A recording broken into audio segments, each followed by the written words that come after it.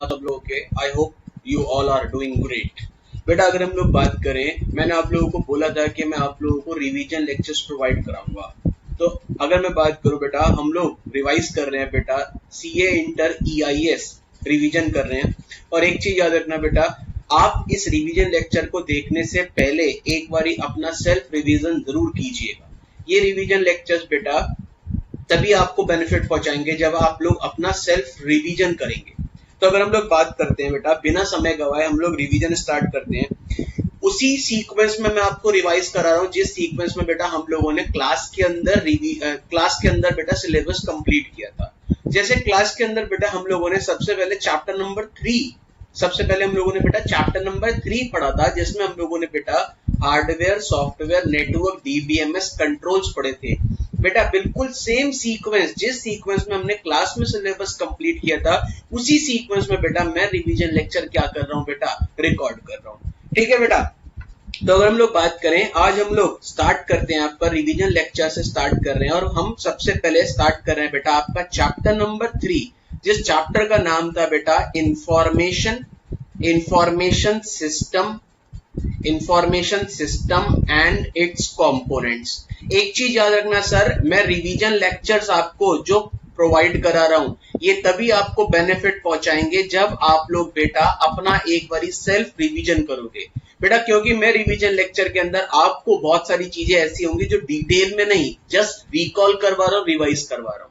तो अगर हम लोग बात करते हैं, सबसे पहले हम लोगों ने बेटा सबसे पहला टॉपिक हम लोगों ने पढ़ा था बेटा हार्डवेयर। अगर याद करो बेटा, हार्डवेयर की अगर हम लोग बात करें तो हार्डवेयर का मैं चार्ट बना रहा हूं। हार्डवेयर में हम लोगों ने बेटा 4 तरीके के हार्डवेयर पढ़े थे। सबसे पहला पढ़ा था बेटा इनपुट डिवाइसेस, अगर आपको याद हो बेटा। हार्डवेयर के अंदर हम लोगों ने दूसरा पढ़ा था बेटा प्रोसेसिंग डिवाइस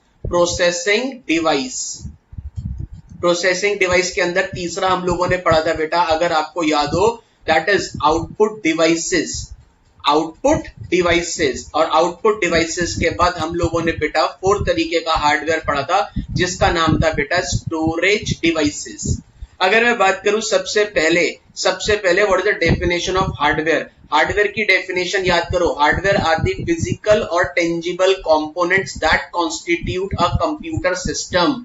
फिजिकल या टेंजिबल कंपोनेंट्स जिनको जोड़ के हमारा कंप्यूटर सिस्टम बनता है, उन सारे फिजिकल या टेंजिबल कंपोनेंट्स को हम लोग क्या बोलते हैं बेटा, हार्डवेयर।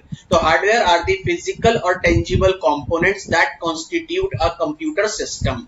ठीक है, full stop। Hardware is divided into 4 categories. First one is input devices. याद करो बेटा, input devices are those devices through which user interact with computer system। जिन डिवाइसेस के थ्रू बेटा यूजर कंप्यूटर से इंटरेक्ट करता है, उन डिवाइसेस को बोलते हैं इनपुट डिवाइसेस। जिसमें हम लोगों ने सबसे पहली पढ़ी थी, अगर आपको याद हो बेटा, कीबोर्ड के थ्रू आप इनपुट किस फॉर्म में देते हो बेटा, याद करो, टेक्स्ट की फॉर्म में। तो keyboard helps in text based input. दूसरा आपने पढ़ा था बेटा mouse is used for selection purpose. तो mouse helps in selection based input या सिलेक्टिंग एन ऑप्शन। तीसरा आप लोगों ने पढ़ा था बेटा माइक से इनपुट किस टाइप का जाता है, तो माइक हेल्प्स इन, याद करो बेटा, माइक हेल्प्स इन ऑडियो या वॉइस बेस्ड इनपुट। इसके बाद बेटा लास्ट आपने पढ़ा था स्कैनर। याद करो बेटा, scanner helps in image based input. और स्कैनर एक काम और करता है बेटा, स्कैनर क्या करता है, हार्ड कॉपी को सॉफ्ट कॉपी में कन्वर्ट करता है। याद करो, हार्ड कॉपी को सॉफ्ट कॉपी में कन्वर्ट करता है। What is the meaning of hard copy? जो हमारे सामने printed output on paper is known as hard copy, और जो हमारे कंप्यूटर के अंदर होता है उसको बोलते हैं सॉफ्ट कॉपी। तो स्कैनर क्या करता है बेटा, हार्ड कॉपी को सॉफ्ट कॉपी में कन्वर्ट करता है। तो सबसे पहले हम लोगों ने पढ़ा था बेटा input devices are those devices through which user interact with computer system. Full stop. Following are the different types of input devices, जिसमें हमने पहला पढ़ा था बेटा keyboard helps in text based input. दूसरा पढ़ा था mouse is used for selection purpose. तीसरा पढ़ा था माइक हेल्प्स इन वॉइस या audio based input. And last पढ़ा था scanner helps in image based input. Full stop. Scanner converts hard copy into soft copy. ठीक, इसके बाद हम लोगों ने बेटा पहली इनपुट डिवाइस पढ़ी थी। सेकंड हम लोगों ने पढ़ा था बेटा प्रोसेसिंग डिवाइस। प्रोसेसिंग डिवाइस के अंदर हम लोगों ने बेटा एक ही डिवाइस पढ़ी थी, दैट इज सीपीयू। सीपीयू की फुल फॉर्म क्या होती है बेटा? Central processing unit. Central processing unit. CPU को हम लोग कई बार बेटा याद करो, कई बार हम लोग प्रोसेसर भी बोलते हैं और कई बार हम लोग इसको माइक्रो प्रोसेसर भी बोलते हैं। तो CPU is also known as processor और माइक्रो प्रोसेसर। अब याद करो बेटा, what is the functioning of CPU? CPU का मेन काम क्या होता है? सीपीयू का मेन काम होता है बेटा कैलकुलेशंस करना। सीपीयू का मेन काम होता है बेटा कैलकुलेशंस करना। कैलकुलेशंस कितने तरीके की कैलकुलेशंस करता है बेटा? दो तरीके की कैलकुलेशंस करता है। पहली कैलकुलेशन होती थी बेटा अर्थमेटिक और दूसरी कैलकुलेशन होती है बेटा लॉजिकल। याद है बेटा? अगर मैं बात करूं वापस से, एक सेकेंड, अगर हम लोग बात करें बेटा, हम लोग सीपीयू की बात कर रहे हैं, ठीक। अगर वापस बोल रहा हूं सर, सीपीयू का मेनली काम होता है बेटा क्या करना? कैलकुलेशंस करना। कितने तरीके की कैलकुलेशंस करता है सीपीयू बेटा? दो तरीके की कैलकुलेशंस करता है। एक कैलकुलेशन को बोलते हैं बेटा अर्थमेटिक कैलकुलेशन, और एक कैलकुलेशन को बोलते हैं बेटा लॉजिकल कैलकुलेशन। अर्थमेटिक कैलकुलेशन का सिंपल सा मतलब होता है बेटा addition, subtraction, multiplication, division. Addition, subtraction, multiplication, division etcetera. Logical calculation का मतलब होता है बेटा कंपैरिजन। तो वापस आ रहा हूं सर, प्रोसेसिंग डिवाइस के अंदर CPU is the only processing device, full stop. CPU जब कैलकुलेशन करता है इसलिए हम सीपीयू को बोलते हैं बेटा हार्ट ऑफ कंप्यूटर सिस्टम या brain of computer system. CPU is also known as microprocessor और processor is the brain of computer system, full stop. CPU perform calculation. Two types of calculations are performed by CPU. One is arithmetic and one is logical. Arithmetic calculations are those calculations which can be performed by calculator like addition, subtraction. Logical calculations are those calculations which cannot be performed by calculator. For example, comparison. इसके बाद बेटा हम लोगों ने देखा था CPU के बेटा कितने कंपोनेंट होते हैं? 3 कंपोनेंट होते हैं। एक कंपोनेंट को बोलते हैं बेटा control unit, short form CU। एक कंपोनेंट को बोलते हैं बेटा arithmetic logical unit, short form बेटा ALU। और एक को बोलते हैं बेटा रजिस्टर्स। दैट इज सीपीयू के कितने कंपोनेंट्स होते हैं? 3 कंपोनेंट्स होते हैं। One is control unit, one is arithmetic logical unit and one is registers. Control unit का काम क्या था? याद करो बेटा, कंट्रोल यूनिट का काम था टू एंड फ्रो का मतलब लाना एंड ले जाना। तो कंट्रोल यूनिट का काम होता है बेटा टू एंड फ्रो। एएलयू का काम होता है बेटा प्रोसेसिंग करना। कितने तरीके की प्रोसेसिंग करता है बेटा? 2 तरीके की, one is arithmetic, one is logical. और रजिस्टर्स क्या होता है बेटा? Registers are the internal memory of CPU. That is registers are the internal memory of central processing unit. That is, registers are the high speed memory inside the CPU for storing small amount of data. और register का size कितना था बेटा? 32 bits या बेटा 64 bits. तो वापस आ रहा हूं sir, registers are the high speed memory inside the CPU for storing small amount of data. और डेटा का साइज कितना बेटा? 32 बिट्स या 64 बिट्स। तो पहला पढ़ा इनपुट डिवाइसेस, सेकंड पढ़ा बेटा हम लोगों ने प्रोसेसिंग डिवाइस। अब हम लोग बात करते हैं बेटा थर्ड की। थर्ड अगर मैं बात करूं बेटा, थर्ड मैंने आप लोगों को पढ़ाया था आउटपुट डिवाइसेस। अगर हम लोग बात करें, थर्ड हम लोगों ने पढ़ी थी बेटा आउटपुट डिवाइसेस। तो वापस से बात करते हैं sir output devices. Output devices क्या होती हैं? Output devices are those devices through which computer respond to user. Output devices are those devices through which computer respond to user. कितने तरीके की आउटपुट डिवाइस पढ़ी थी बेटा हम लोगों ने? 3। पहली पढ़ी थी आपने याद हो बेटा printer is an output device which provide output on paper. याद करो, printer is an output device which provide output on paper, जिसको हम लोग बोलते हैं बेटा हार्ड कॉपी आउटपुट। और एक काम और करता है प्रिंटर बेटा, सॉफ्ट कॉपी को हार्ड कॉपी में कन्वर्ट करता है। दूसरी पढ़ी थी हम लोगों ने बेटा, दूसरी आउटपुट डिवाइस हम लोग पढ़ी थी बेटा VDU, visual display unit. VDU provides output इन सॉफ्ट कॉपी फॉर्म। तीसरी हम लोगों ने पढ़ी थी अगर आपको याद हो बेटा स्पीकर प्रोवाइड्स आउटपुट इन ऑडियो या वॉइस फॉर्म। इसके बाद बेटा हम लोगों ने आउटपुट डिवाइसेस में एक और चीज पढ़ी थी, अगर आपको याद हो इंपॉर्टेंट क्वेश्चन हो सकता है, डिफरेंट टाइप्स ऑफ आउटपुट्स। कितने तरीके के आउटपुट्स पढ़े थे बेटा हम लोगों ने? 5। सबसे पहला आउटपुट आप लोगों ने पढ़ा था बेटा textual.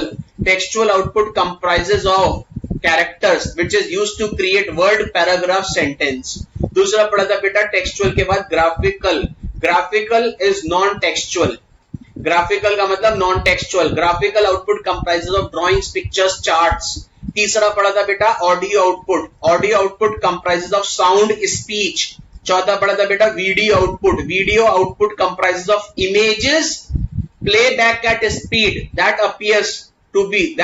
appears to be in full motion। और लास्ट हमने पढ़ा था बेटा tactile output. Tactile output comprises of raised lines and this output is mainly those person who are blind। तो ये हमारा टॉपिक था बेटा आउटपुट डिवाइसेस।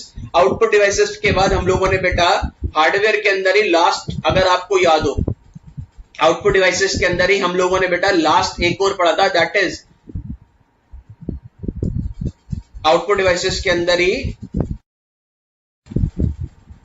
तो आउटपुट डिवाइसेस के बाद हम लोगों ने लास्ट पढ़ी थी बेटा fourth one is storage devices. अगर मैं बात करूं बेटा स्टोरेज डिवाइसेस की, storage devices are those devices जिसके अंदर कंप्यूटर डेटा को क्या करता है बेटा? स्टोर करता है। कितने तरीके के स्टोरेज डिवाइसेस पढ़ी थी बेटा? 3। पहली पढ़ी थी बेटा, याद करो, primary storage devices. Primary storage devices में आपने पढ़ी थी बेटा पहली रैम और दूसरी आपने पढ़ी थी बेटा रोम। अगर आपको याद हो बेटा रैम के full form random access memory. RAM is used to store that data which is currently under execution. RAM is a volatile memory, that is when we switch off the computer, data inside the RAM automatically deleted। फिर हमने पढ़ी थी बेटा ROM read only memory। ROM stores configuration of computer। most of the configurations of the computer are stored in the ROM by manufacturer। ठीक है। Second, इसके बाद हम लोगों ने पढ़ी थी बेटा secondary storage devices. Secondary storage devices are those devices which are permanently which stores data permanently, that is permanent data को स्टोर करता है। दूसरा बेटा secondary storage devices are non volatile. Non volatile का मतलब ही क्या होता है बेटा? परमानेंट। सेकेंडरी स्टोरेज डिवाइस कौन से डेटा को स्टोर करता है बेटा? वो डेटा जो कंप्लीट सॉल्व हो चुका है, that is secondary storage devices are used to store that data which is completely solve. ठीक है। सेकेंडरी स्टोरेज डिवाइस की जो कैपेसिटी होती है वो प्राइमरी के कंपैरेटिवली ज्यादा होती है। कैपेसिटी का मतलब है बेटा स्टोरेज कैपेसिटी। बहुत सारे एग्जांपल्स होते हैं सेकेंडरी के, like hard disk, DVD, CD, pen drive, memory card etcetera. इसके बाद बेटा थर्ड हम लोगों ने पढ़ी थी बेटा इंटरनल, मोस्ट इंपॉर्टेंट एग्जाम के पॉइंट ऑफ व्यू से, internal storage devices. Internal storage devices में आपने पढ़ी थी बेटा कैश। याद करो बेटा कैश, बोलते क्या है इसको? कैश, दैट इज प्रोनाउंस करते हैं हम लोग इसको कैश। कैश मेमोरी मार्केट में क्यों आई? पहले तो cache memory is an internal, that is inbuilt memory of central processing unit. Cache is used to store that data which is currently under execution. अब आते हैं हम लोग to bridge the speed difference between CU and RAM. Cache memory market में आई थी, इसका मतलब to compensate the speed difference between CU and RAM, cache memory market में आई थी। ठीक है। इसके बाद हम लोगों ने पढ़ी थी next one is registers. Registers memory ही है, लेकिन registers are also the component of CPU. ठीक है। Registers are the high speed memory.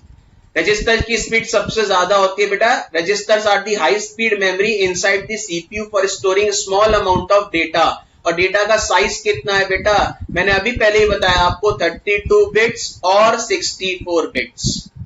तो this is the topic number 1, that is hardware, जो हम लोगों ने क्लास में कंप्लीट किया था, जिसका हम लोगों ने जल्दी से क्या करा बेटा? हम लोगों ने जल्दी से रिवीजन किया, दैट इज क्विक रिवीजन। ठीक। अब वापस आ रहा हूं सर। अगर हम लोग बात करें बेटा, सबसे पहला जो टॉपिक आपने कंप्लीट किया, सबसे पहला टॉपिक जो आपका क्लास में कंप्लीट हुआ, that is hardware. Sir hardware के अंदर हम लोगों ने क्या क्या पढ़ा? सबसे पहले हार्डवेयर की डेफिनेशन पढ़ी, फिर हार्डवेयर के टाइप्स पढ़े। हार्डवेयर के टाइप्स बेटा 4 तरीके के हमने पढ़े, input, processing, output as well as storage.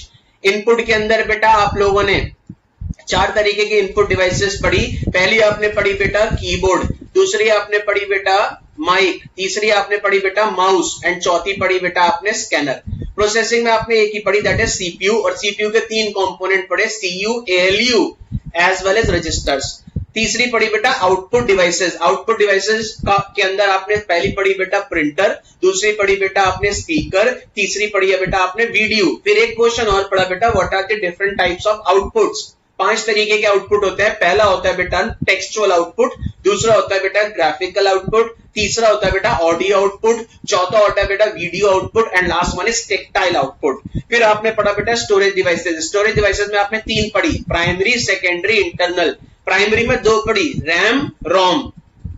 Secondary के अंदर बहुत सारे टाइप्स हो सकते हैं, CD, DVD, hard disk, pen drive. और इंटरनल में बेटा दो होते हैं बेटा, one is cache and one is registers.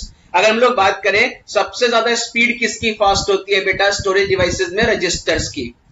Registers की स्पीड के बाद नेक्स्ट आते हैं बेटा कैश। रजिस्टर्स की स्पीड से थोड़ी सी कम होती है किसकी, कैश की। कैश की स्पीड से कम होती है बेटा रैम की, और सबसे ज्यादा कम होती है बेटा सेकेंडरी स्टोरेज डिवाइसेस की। लेकिन अगर कैपेसिटी की बात करूं, कैपेसिटी सेकेंडरी की सबसे ज्यादा, उससे कम बेटा रैम, रैम से कम बेटा कैश, और सबसे कम कैपेसिटी होती है बेटा रजिस्टर्स की। तो this is your first topic, this is your topic one number 1 जो हम लोगों ने बेटा क्लास के अंदर कंप्लीट किया था आपके चैप्टर नंबर 3 का। अब हार्डवेयर के बाद बेटा हम लोगों ने एक और टॉपिक पढ़ा था, अगर आपको याद हो, दैट इज नेटवर्क्स।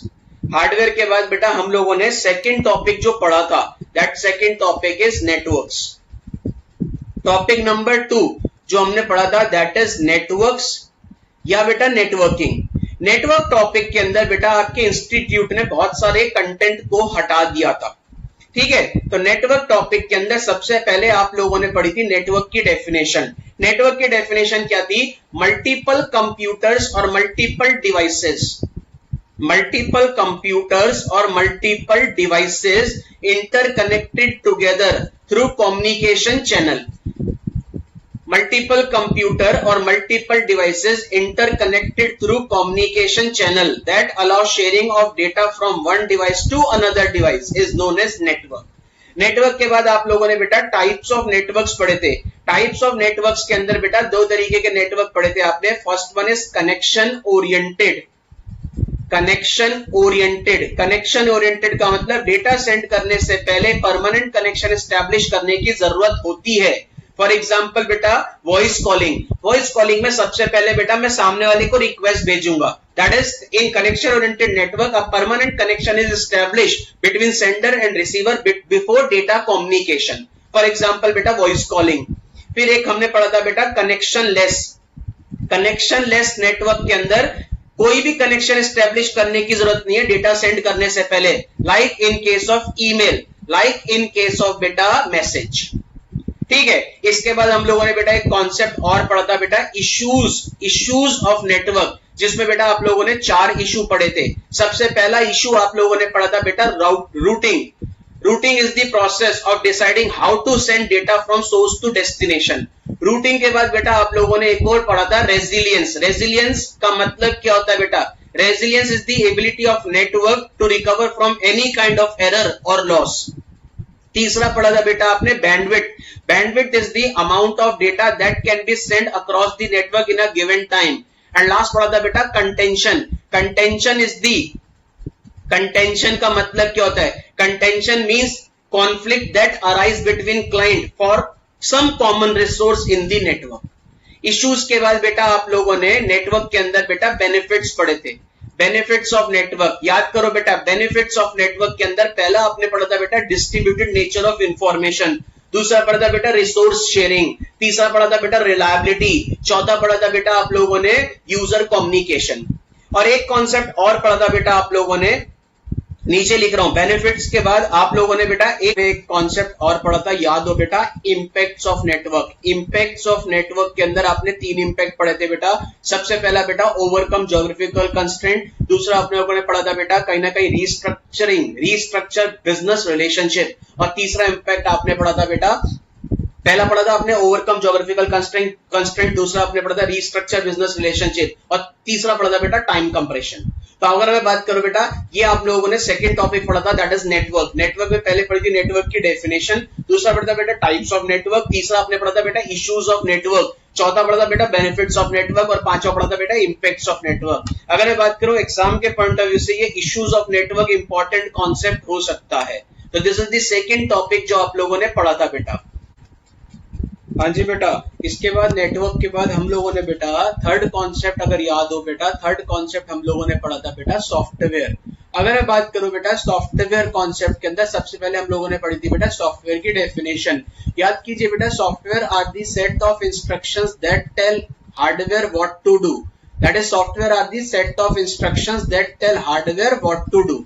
इसके बाद बेटा आप लोगों ने दो तरीके के सॉफ्टवेयर पढ़े थे। पहला आप लोगों ने पढ़ा था बेटा operating system software. Operating system software को हम लोग शॉर्ट फॉर्म में क्या बोलते हैं बेटा, OS. That is operating system software को शॉर्ट फॉर्म में ओएस बोलते हैं। 2 पॉइंट की डेफिनेशन थी। Operating system software act as an interface between user and hardware and operating system software provides platform या बेटा environment. Operating system software provides platform और environment for execution of application software. ठीक है, operating system software पढ़ने के बाद आप लोगों ने बेटा सेकंड पढ़ा था एप्लीकेशन सॉफ्टवेयर। एप्लीकेशन सॉफ्टवेयर की डेफिनेशन याद करो बेटा, एप्लीकेशन सॉफ्टवेयर परफॉर्म यूजफुल और पर्टिकुलर और स्पेसिफिक टास्क, यूजफुल पर्टिकुलर और specific task beyond the running of computer itself. फिर बेटा इसके बाद आप लोगों ने पढ़े थे बेटा ऑपरेटिंग सिस्टम सॉफ्टवेयर के बहुत सारे क्या फंक्शंस या बहुत सारे टास्क। एग्जाम के लिए इंपॉर्टेंट हो सकता है बेटा ये question, what are the different task perform by operating system software. पहला आप लोगों ने पढ़ा था बेटा, अगर आपको याद हो, मेमोरी मैनेजमेंट। मेमोरी मैनेजमेंट का मतलब क्या था, operating system efficiently allocates primary, internal, secondary memory for different data. Second आप लोगों ने पढ़ा था बेटा फाइल मैनेजमेंट। फाइल मैनेजमेंट में मैंने आपको बताया था operating system keeps the track where each file is stored that helps in easy retrieval. तीसरा आप लोगों ने पढ़ा था बेटा टास्क मैनेजमेंट। टास्क मैनेजमेंट में वर्ड याद करो, multitasking. Operating system provides a feature of multitasking that allow user to perform on more than one task without interruption.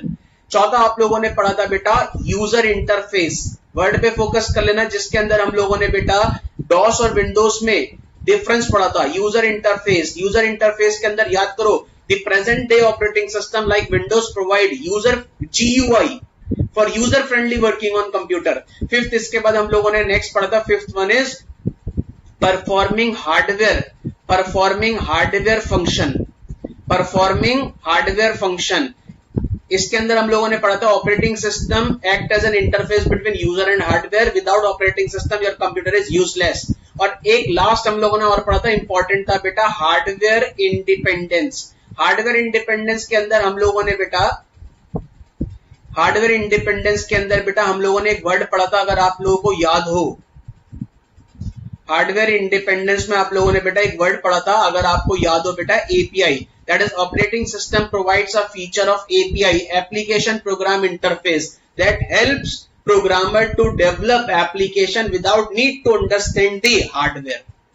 ठीक है, तो हम लोगों ने बेटा सॉफ्टवेयर के अंदर पहले सॉफ्टवेयर की डेफिनेशन पढ़ी थी। सॉफ्टवेयर की डेफिनेशन के अंदर हम लोगों ने देखा था बेटा software are the set of instructions that tell hardware what to do.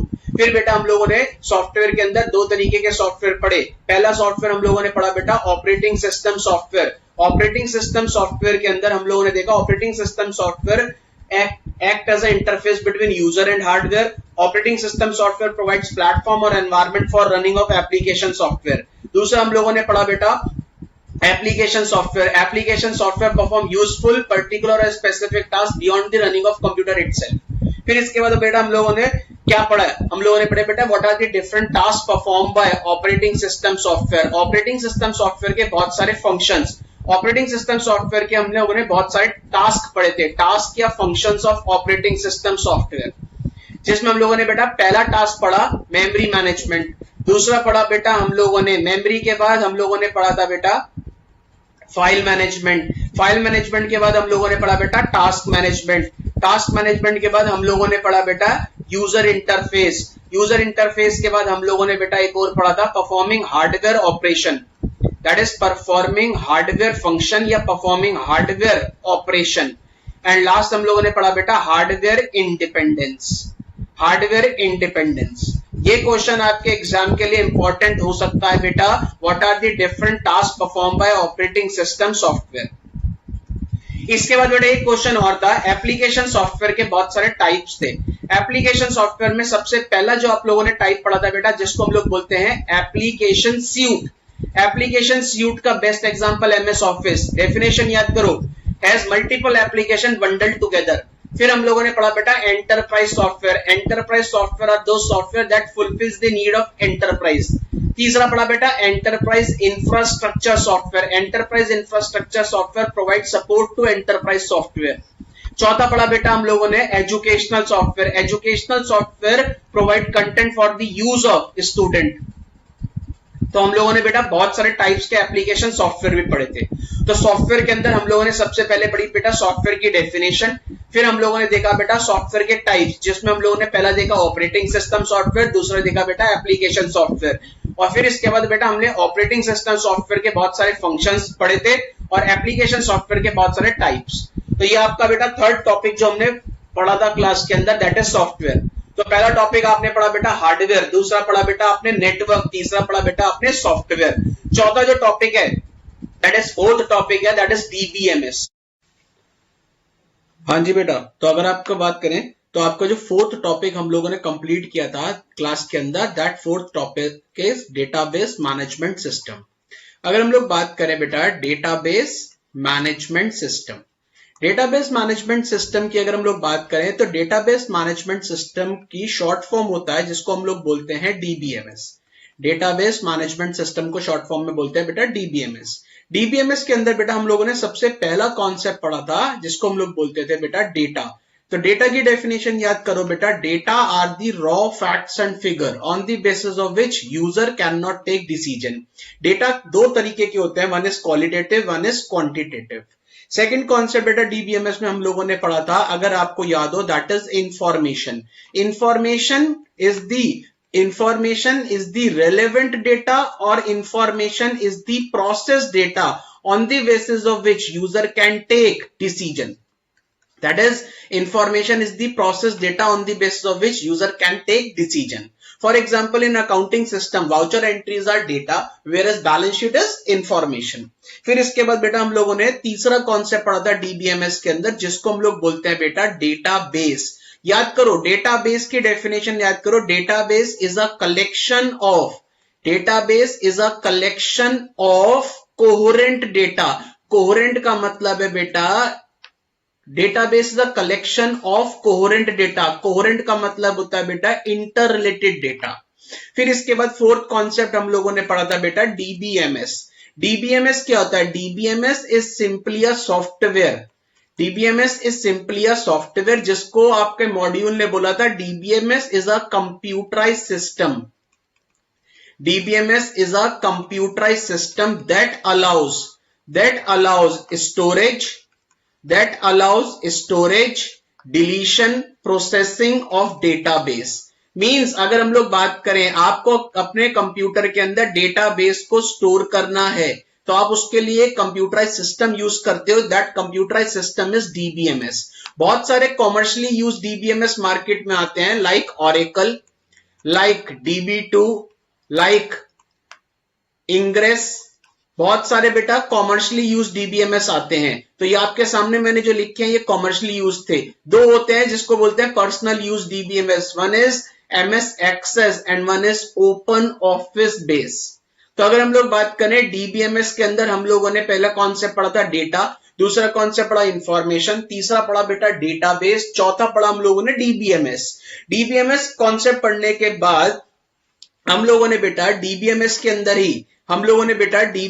अंदर ही एक कॉन्सेप्ट और पढ़ा था जिसको हम लोग बोलते हैं बेटा डेटा स्टोरेज हायरार्की। याद करो बेटा हम लोगों ने फिफ्थ कॉन्सेप्ट पढ़ा था जिसका नाम था बेटा data storage hierarchy. Data storage hierarchy के अंदर आप लोगों ने एक चीज नोटिस की होगी, मैंने आप लोगों को एक डायग्राम बनवाया था डेटा स्टोरेज हायरार्की। याद करो बेटा डेटा स्टोरेज हायरार्की के अंदर हम लोगों ने देखा था बेटा कैरेक्टर्स को जोड़ोगे क्या बनेगी बेटा फील्ड, फील्ड्स को जोड़ोगे क्या बनेगा बेटा, रिकॉर्ड, रिकॉर्ड्स को जोड़ोगे बेटा क्या बनेगी, फाइल, फाइल को जोड़ोगे बेटा क्या कहलाएगा, फाइल्स को जोड़ोगे तो क्या बन जाएगा बेटा, डेटाबेस। तो डेटा स्टोरेज हायरार्की के अंदर सबसे पहले character, character is a collection of bits, फिर आया था field, field is a collection of characters, फिर आया था बेटा record, record is a collection of fields, फिर आए थे file, file is a collection of records, फिर आए थे database, database is a collection of files. This is what your data storage hierarchy. फिर डेटा स्टोरेज हायरार्की के बाद बेटा हम लोगों ने नेक्स्ट कॉन्सेप्ट पढ़ा था database, database structure. Important concept हो सकता है बेटा एग्जाम के पॉइंट ऑफ व्यू से, जिसके अंदर बेटा आप लोगों ने 4 स्ट्रक्चर पढ़े थे। सबसे पहला स्ट्रक्चर पढ़ा था बेटा हायरार्किकल स्ट्रक्चर। हायरार्किकल स्ट्रक्चर का नाम याद करो बेटा, हायरार्किकल स्ट्रक्चर। ये structure 1 to 1, 1 to many relationship को सपोर्ट करता है। इस स्ट्रक्चर को हम लोग बोलते हैं बेटा inverted tree structure, inverted tree structure. Top most को इसके अंदर हम लोग क्या बोलते थे बेटा, रूट, रूट पे जो डिपेंड होता है उसको बोलते हैं बेटा पेरेंट, पेरेंट पे जो डिपेंड होता है उसको बोलते हैं बेटा चाइल्ड। ठीक है, स्टार्ट हमेशा कहां से होता था, access start from root node. ठीक है, if root deleted whole structure automatically deleted. याद करो बेटा, this is what is hierarchical structure. Hierarchical के बाद सेकंड स्ट्रक्चर हम लोगों ने पढ़ा था, सेकंड स्ट्रक्चर हम लोगों ने पढ़ा था बेटा network structure. Network structure is an extension of hierarchical structure. This structure supports one-to-one, one-to-many as well as many-to-many relationship. ठीक है, इसके बाद याद करो नेटवर्क स्ट्रक्चर के अंदर एक सबसे बड़ी प्रॉब्लम थी बेटा, नेटवर्क स्ट्रक्चर को प्रैक्टिकली यूजर ने अडॉप्ट नहीं किया because network structure contains the problem of data redundancy. What is the meaning of redundancy? Redundancy का मतलब होता है बेटा डुप्लीकेसी। तो फिर हायरार्किकल, हायरार्किकल के बाद नेटवर्क, नेटवर्क के बाद हम लोगों ने तीसरा स्ट्रक्चर पढ़ा था बेटा, यहां लिख रहा हूं, तीसरा स्ट्रक्चर हम लोगों ने पढ़ा था बेटा जिसको हम लोग बोलते हैं रिलेशनल स्ट्रक्चर। रिलेशनल स्ट्रक्चर क्या कहता है, अगर आप डेटा को ऑर्गेनाइज कर रहे हो बेटा using DBMS in tabular form, इसका मतलब बेटा relational structure stores data in the form of tables. 3 की terms are used in relational structure. पहला था बेटा रिलेशन, रिलेशन का मतलब table with rows and column. दूसरा था बेटा attribute, the name of the column of the relation is known as attributes. Attributes के बाद आया था बेटा डोमेन, डोमेन का मतलब set of values attribute is allowed to take. और एक सिंगल एट्रीब्यूट जिसकी वैल्यू क्या होती है यूनिक, उसको हम लोग क्या बोलते थे बेटा, प्राइमरी की। That is single attribute, that single attribute that uniquely identify record is known as primary key. तीसरा स्ट्रक्चर था रिलेशनल, रिलेशनल के बाद चौथा यहां लिख रहा हूं बेटा, fourth one is object oriented. Object oriented is an extension of relational structure. और ऑब्जेक्ट ओरिएंटेड स्ट्रक्चर क्या करता है, store complex data. Complex data का अंदर वर्ड को याद करो, complex data includes audio, video, images, audio, video, images. ठीक है, तो हम लोगों ने 6 कॉन्सेप्ट पढ़ा था डेटाबेस स्ट्रक्चर। डेटाबेस स्ट्रक्चर में बेटा 4 तरीके के स्ट्रक्चर पढ़े, पहला हायरार्किकल पढ़ा, दूसरा नेटवर्क पढ़ा, तीसरा रिलेशनल पढ़ा, चौथा ऑब्जेक्ट ओरिएंटेड। तो अगर हम लोग बात करें डीबीएमएस के अंदर पहला कॉन्सेप्ट डेटा पढ़ा, डेटा के बाद हम लोगों ने पढ़ा इंफॉर्मेशन, इंफॉर्मेशन के बाद हमने पढ़ा बेटा डेटाबेस, डेटाबेस के बाद हमने पढ़ा बेटा डीबीएमएस, डीबीएमएस के बाद हमने पढ़ा बेटा data storage hierarchy, data storage hierarchy के बाद हमने पढ़ा बेटा डेटाबेस स्ट्रक्चर। डेटाबेस स्ट्रक्चर के पढ़ने के बाद हम लोगों ने बेटा इसी के अंदर डीबीएमएस के अंदर कुछ अदर डेटाबेस कॉन्सेप्ट्स भी पढ़े थे। अगर आपको याद हो बेटा कुछ other database concepts, other database concepts के अंदर सबसे पहला आपने कॉन्सेप्ट पढ़ा था बेटा बिग डेटा। याद करो बिग डेटा का मतलब massively large data, massively large data that conventional, याद करो बेटा massively large data that conventional DBMS does not have the processing power.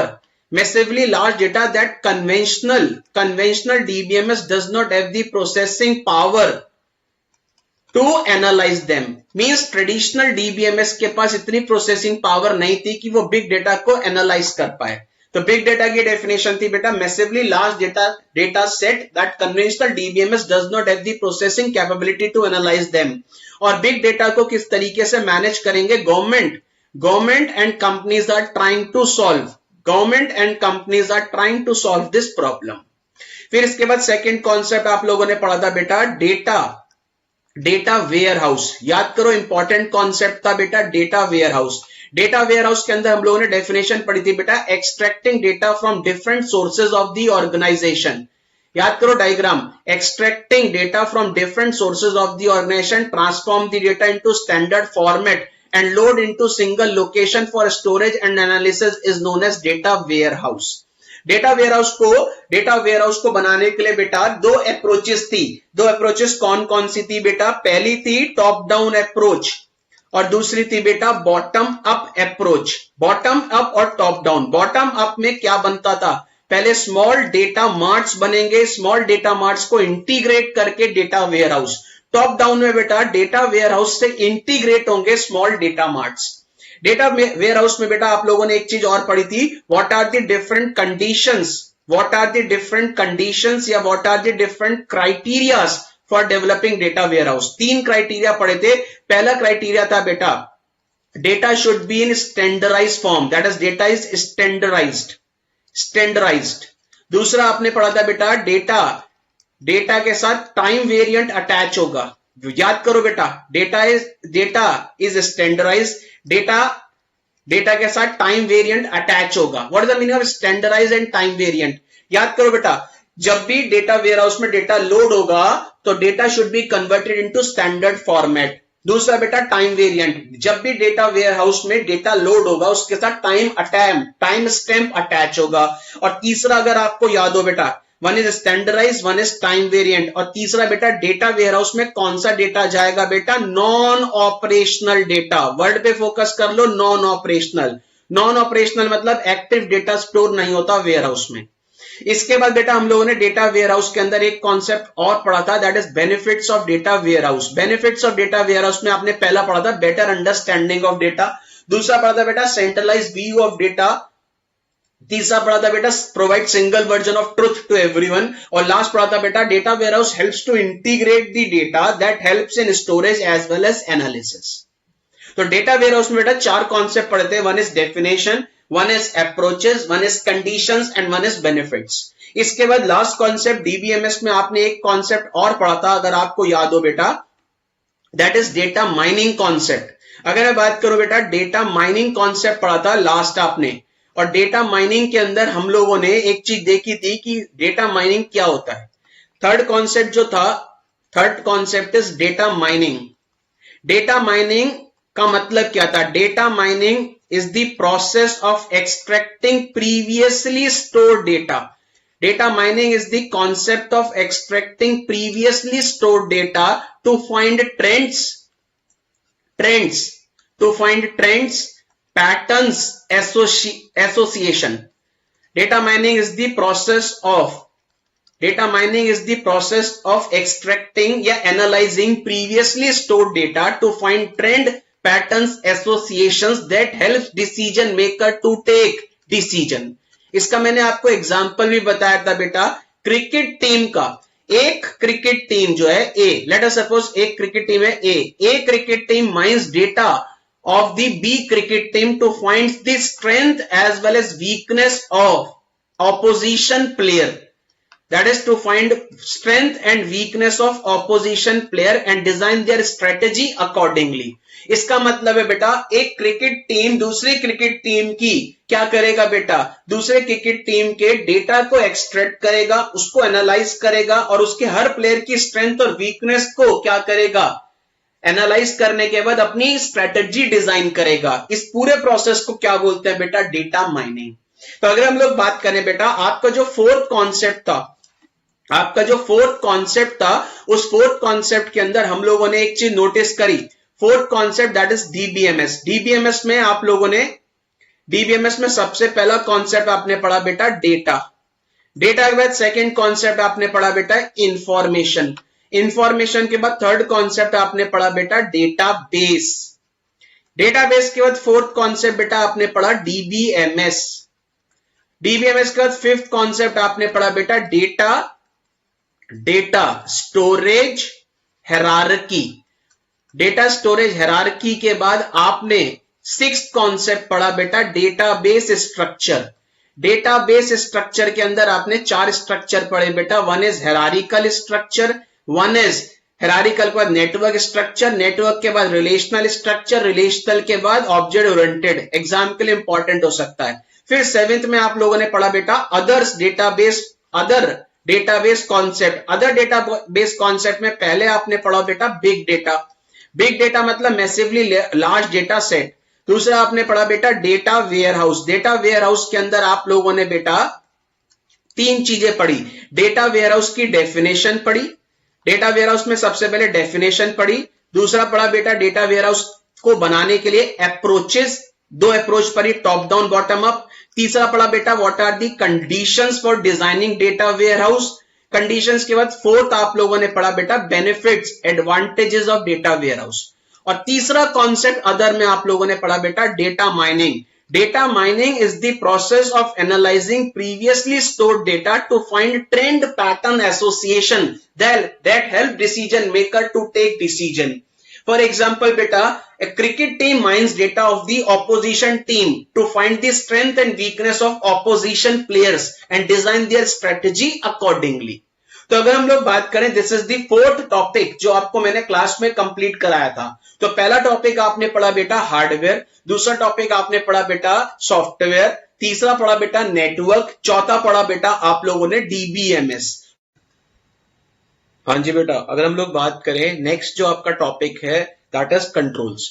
That is अगर हम लोग बात करें बेटा 5th टॉपिक जो हम लोगों ने क्लास में कंप्लीट किया था चैप्टर नंबर 3 का, दैट इज कंट्रोल्स। अगर मैं एग्जाम के पॉइंट ऑफ व्यू से बात करूं बेटा, controls is the most important topic. Control is the most important topic. और अगर हम लोग बात करें बेटा कंट्रोल्स के अंदर हम लोगों ने सबसे पहला पढ़ा था बेटा definition of control. Definition of control के बाद हम लोगों ने बेटा पढ़ा था what are the different types या what are the different categories of controls. Categories of controls में बेटा हम लोगों ने 3 कैटेगरी के कंट्रोल पढ़े थे। सबसे पहला पढ़ा था बेटा on the basis of objective, दूसरा पढ़ा था बेटा on the basis of nature of IS resources, on the basis of nature of IS resources, ठीक है। और इसके बाद बेटा हम लोगों ने पढ़ा था 3rd कैटेगरी का control on the basis of audit function. That is अगर हम लोग बात करें जो नेक्स्ट टॉपिक हम लोगों का था दैट इज कंट्रोल्स। कंट्रोल्स के अंदर बेटा हम लोगों के सिर्फ 2 ही पॉइंट थे। सबसे पहले कंट्रोल्स की डेफिनेशन थी बेटा, और सेकंड था बेटा what are the different types या what are the different categories of controls, ठीक है बेटा। अगर हम लोग बात करें कैटेगरीज ऑफ कंट्रोल्स के अंदर हमारे को सिर्फ कंट्रोल्स के अंदर 3 कैटेगरी के कंट्रोल्स पढ़ने थे। पहला on the basis of objective, दूसरा बेटा on the basis of nature of IS resources and तीसरा बेटा on the basis of audit functions. तो अगर हम लोग बात करें सबसे पहले हम लोगों ने पढ़ी थी बेटा कंट्रोल्स की डेफिनेशन। तो कंट्रोल्स की डेफिनेशन जो आपको पढ़नी थी बेटा वो पढ़नी थी आपके ऑडिट के एस से 315 के अकॉर्डिंग। एस से 315 था बेटा कंपोनेंट्स ऑफ इंटरनल कंट्रोल। अगर मैं बात करूं बेटा कंट्रोल्स की डेफिनेशन क्या थी बेटा, any policy, any procedure, any method, any policy, any procedure, any method, organization structure that are designed to provide reasonableness assurance, that undesired events are prevented, detected and corrected is known as controls or internal controls। तो अगर मैं बात करूं बेटा हम लोगों ने सबसे पहले डेफिनेशन पढ़ी थी। क्या डेफिनेशन थी बेटा, कोई भी पॉलिसी, कोई भी प्रोसीजर, कोई भी method that are designed to provide reasonableness assurance that undesired events are prevented, detected and corrected is known as controls or internal controls। तो ये जो डेफिनेशन आपने पढ़ी थी बेटा, ये डेफिनेशन आपके ऑडिट के एस से 315 के अकॉर्डिंग आपको यहां लिखनी थी, ठीक है। This is the definition of controls. इसके बाद बेटा हम लोगों ने कंट्रोल्स की डेफिनेशन के बाद हम लोगों ने नेक्स्ट पढ़ा था बेटा what are the different categories या what are the different types of controls. तो अगर हम लोग बात करें सबसे पहली कैटेगरी का था अकॉर्डिंग टू ऑब्जेक्टिव। अगर मैं बात करूं बेटा according to objective, according to objective की बात करें तो अकॉर्डिंग टू ऑब्जेक्टिव को हम लोग दूसरे नाम से बोलते थे बेटा based on the time controls are applied. जिस टाइम पे आप कंट्रोल्स को क्या करोगे बेटा, based on the time controls are applied, what are the different categories of controls. इसका मतलब सर जिस टाइम पे आप कंट्रोल्स को लगवाओगे तो क्या ऑब्जेक्टिव होना चाहिए कंट्रोल्स का। पहला बेस्ड ऑन द ऑब्जेक्टिव आपने सबसे पहला पढ़ा था बेटा प्रिवेंटिव कंट्रोल। याद करो बेटा preventive controls are those controls that are designed to prevent three things: errors, frauds, malicious activities. Errors, frauds, malicious activities. तो अगर मैं बात करूं बेटा based on the time controls are applied, what are the different categories of control, जिसमें पहला पढ़ा था बेटा preventive control. Preventive controls are those control that are designed to prevent error, frauds, malicious activities. For example बेटा user ID, password, security guard, vaccination against disease, antivirus etcetera. दूसरा आप लोगों ने पढ़ा था बेटा प्रिवेंटिव के बाद second one is detective. Detective control, याद करो डिटेक्टिव कंट्रोल की definition: detective controls are those control that are designed to detect errors, frauds, malicious activity that elude preventive controls. वो एक्टिविटीज जिन्होंने प्रिवेंटिव कंट्रोल्स को क्या कर दिया, बाईपास कर दिया। बाईपास मतलब ब्रेक करा। उन एक्टिविटीज को डिटेक्टिव कंट्रोल क्या करेगा बेटा, डिटेक्ट करेगा। फॉर एग्जांपल, बेस्ट एग्जांपल बेटा audit. Audit is the best example of detective control, CCTV camera, blood test etcetera. तो डेफिनेशन कैसे चेंज हुई बेटा, detective controls are those control that are designed to detect error, fraud, malicious activity that elude preventive control. ठीक है, इसके बाद बेटा आप लोगों ने डिटेक्टिव कंट्रोल्स में कुछ कैरेक्टरिस्टिक्स पढ़ी थी डिटेक्टिव कंट्रोल की। बेटा 4 कैरेक्टरिस्टिक्स थी, याद करो। पहली कैरेक्टरिस्टिक क्या पढ़ी थी बेटा, clear understanding of lawful as well as unlawful activity. दूसरा बेटा detect unlawful activity and report to responsible person. तीसरा बेटा interact with preventive control to modify their system. And last one is surprise check by supervisor. इसके बाद बेटा detective के बाद third category का कंट्रोल पढ़ा था आप लोगों ने बेस्ड ऑन दी ऑब्जेक्टिव में बेटा corrective control. Corrective controls are those control that are designed to correct error, frauds, malicious activity once they are detected. Means जब ये एक्टिविटीज को डिटेक्टिव कंट्रोल डिटेक्ट करेगा तो उसके बाद करेक्टिव कंट्रोल उन एक्टिविटीज को क्या करेगा बेटा, करेक्ट करेगा। और एक काम और करता है, corrective control minimises the impact arise from a problem. इसके बाद बेटा करेक्टिव कंट्रोल में आप लोगों ने करेक्टिव कंट्रोल्स की कुछ कैरेक्टरिस्टिक्स पढ़ी थी। पहली कैरेक्टरिस्टिक अगर आपको याद हो बेटा, करेक्टिव कंट्रोल की पहली कैरेक्टरिस्टिक करेक्टिंग एन एरर। दूसरी बेटा मिनिमाइजेस द इम्पैक्ट। तीसरी बेटा interact with preventive and detective control to modify their system. And last one is the provide remedy for a problem. खुद सोचो बेटा रेमेडी कैसे प्रोवाइड कराएगा, मुझे बताओ ना बेटा। जब तक करेक्टिव कंट्रोल्स करेक्ट नहीं करेगा, दैट इज जब तक करेक्टिव कंट्रोल्स ने एरर्स को करेक्ट नहीं किया, इसका मतलब है बेटा कहीं ना कहीं रेमेडी प्रोवाइड करा रहा है। फॉर एग्जाम्पल बेटा अगर बात करो medicine prescribe by doctor, it is a corrective control. और वो क्या दे रहा है बेटा, रेमेडी दे रहा है। रेमेडी मतलब जो प्रॉब्लम है उसका सॉल्यूशन प्रोवाइड करा रहा है कौन बेटा, करेक्टिव कंट्रोल। तो अगर मैं बात करूं कैटेगरीज या टाइप्स ऑफ कंट्रोल में, सबसे पहली कैटेगरी है on the basis of objective, या बेटा based on the time controls are applied. What are the different categories of control? पहला है बेटा preventive. Preventive controls are those control that are designed to prevent error, frauds, malicious activities. For example user ID, password, for example antivirus, for example security guard, for example vaccination against disease etcetera. Second है detective control. Detective controls are those control that are designed to detect error, frauds, malicious activity that elude preventive control. Full stop. For example बेटा audit, for example बेटा CCTV camera, for example बेटा blood test etcetera. फिर बेटा detective control में कुछ characteristics पढ़ी थी, 4 characteristics पढ़ी थी बेटा, याद करो। Clear understanding of lawful as well as unlawful activity. Second बेटा detect unlawful activity and report to responsible person. Third बेटा interact with preventive control to modify their system. And last one is surprise check by supervisor. इसके बाद आते बेटा corrective control. Corrective controls are those control that are designed to correct error, frauds, malicious activities once they are detected. Full stop. Corrective controls are those control that are designed to minimize the impact arise from a problem. For example बेटा corrective के example backup, दूसरा example contingency planning, तीसरा example insurance, चौथा example medicine prescribe by doctor etcetera. ठीक है बेटा।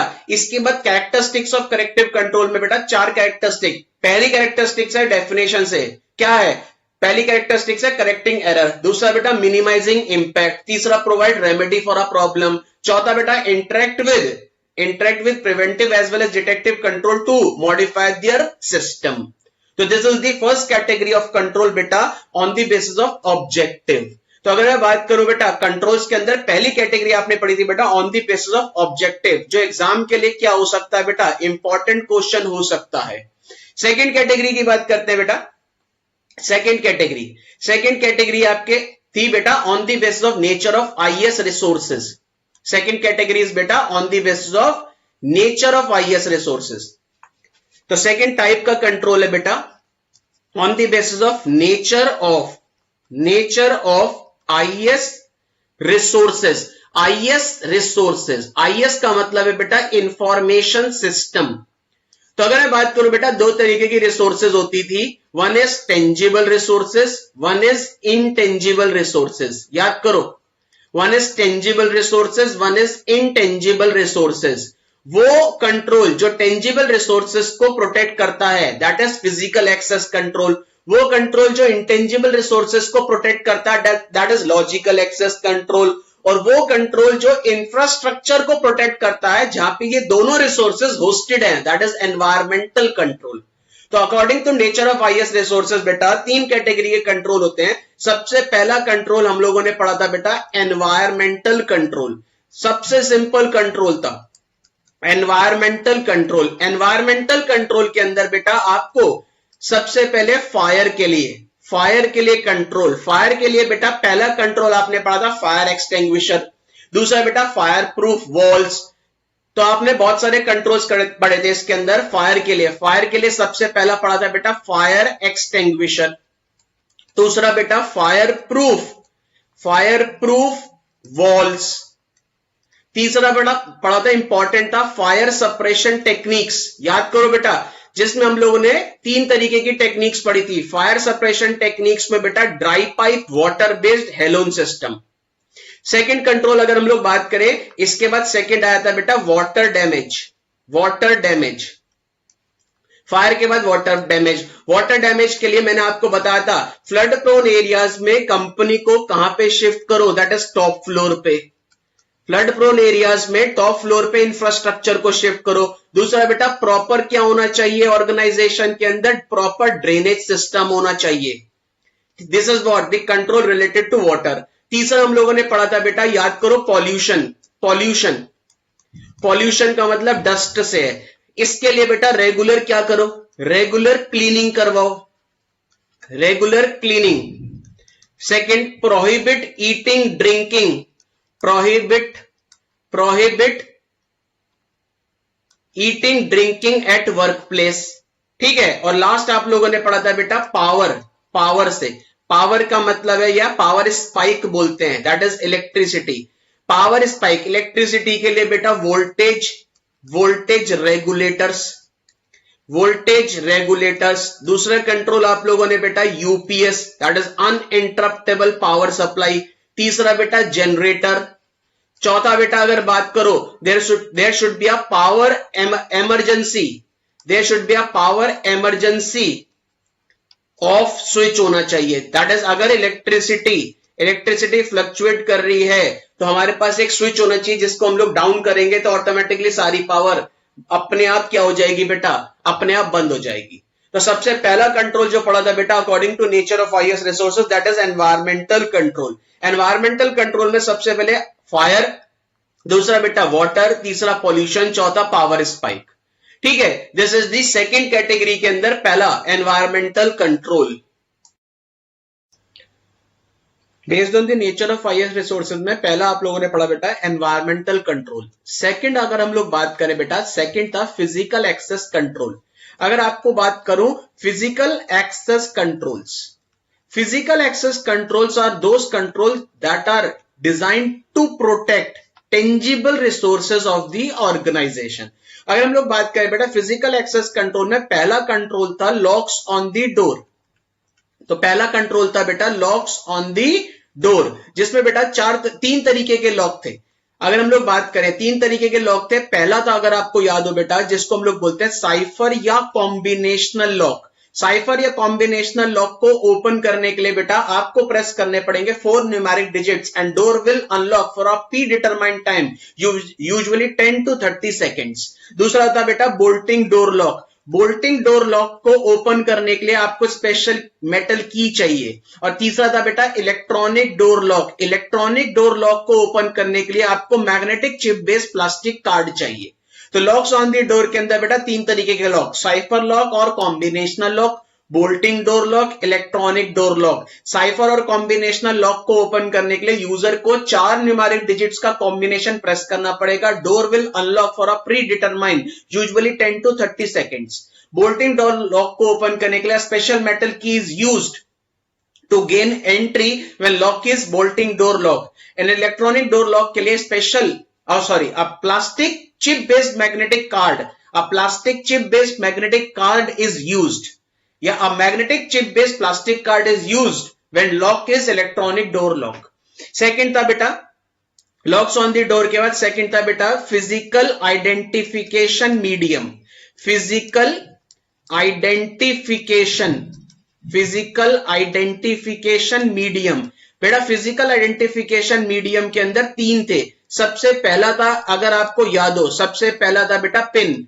That is personal identification number. PIN is similar to password except PIN is numeric and PIN is used to authenticate user. दूसरा था बेटा plastic card. Plastic card are used to identify user. और तीसरा था बेटा identification badges for easily identification between employees and visitor. Their dress color should be changed. This is the second control under physical access control, that is physical identification medium. इसके बाद बेटा तीसरा था login on utility. यहां login की spelling पे focus कर लो। Login on utility, what is the meaning of log? Log का मतलब क्या है बेटा? लॉगिन ऑन यूटिलिटी, जिसके अंदर 2 कंट्रोल पढ़े थे बेटा। सबसे पहला पढ़ा था आप लोगों ने मैनुअल लॉगिन, सबसे पहला आपने पढ़ा था बेटा मैनुअल लॉगिन, और दूसरा पढ़ा था बेटा इलेक्ट्रॉनिक लॉगिन। लॉग का मतलब क्या था? Log is a file that is used to record activities of user. अगर मैं बात करूं मैनुअल लॉगिन में, आपको दिया जाएगा एक रजिस्टर जिसमें आप एंट्री करोगे, ठीक है। और इलेक्ट्रॉनिक लॉगिन में आपकी एक्टिविटीज अपने आप क्या हो जाएंगी? रिकॉर्ड हो जाएंगी, क्योंकि आपको क्या मिलेगा? एक magnetic chip based plastic card मिलेगा, जिसके थ्रू जैसी आप कोई भी अनऑथराइज एक्टिविटी परफॉर्म करने की कोशिश करोगे तो आपकी वो एक्टिविटी अपने आप रिकॉर्ड हो जाएगी। That is known as login on utility. फिर इसके बाद 4th कैटेगरी आपको याद हो बेटा, कुछ आपके मॉड्यूल ने दे दिए थे अदर्स के अंदर बेटा बहुत सारे कंट्रोल्स थे, जिसमें सबसे पहला पड़ा था बेटा पेरीमीटर फेंसिंग। पेरीमीटर फेंसिंग का मतलब क्या था? Perimeter fencing should be placed on the boundary. Perimeter fencing के बाद आपने इसी के अंदर पढ़ा था बेटा security guard. Security guards are the personal that act as a preventive control. तीसरा आपने इंपॉर्टेंट था बेटा deadman doors contains pairs of doors in which first door must close for second door to operate so that only one person is allowed in holding area. Next इसके अंदर आपने पढ़ा था बेटा video cameras are placed inside the boundary and act as a detective control. फिर इसी के अंदर आपने पढ़ा था बेटा कंट्रोल्ड विजिटर एक्सेस।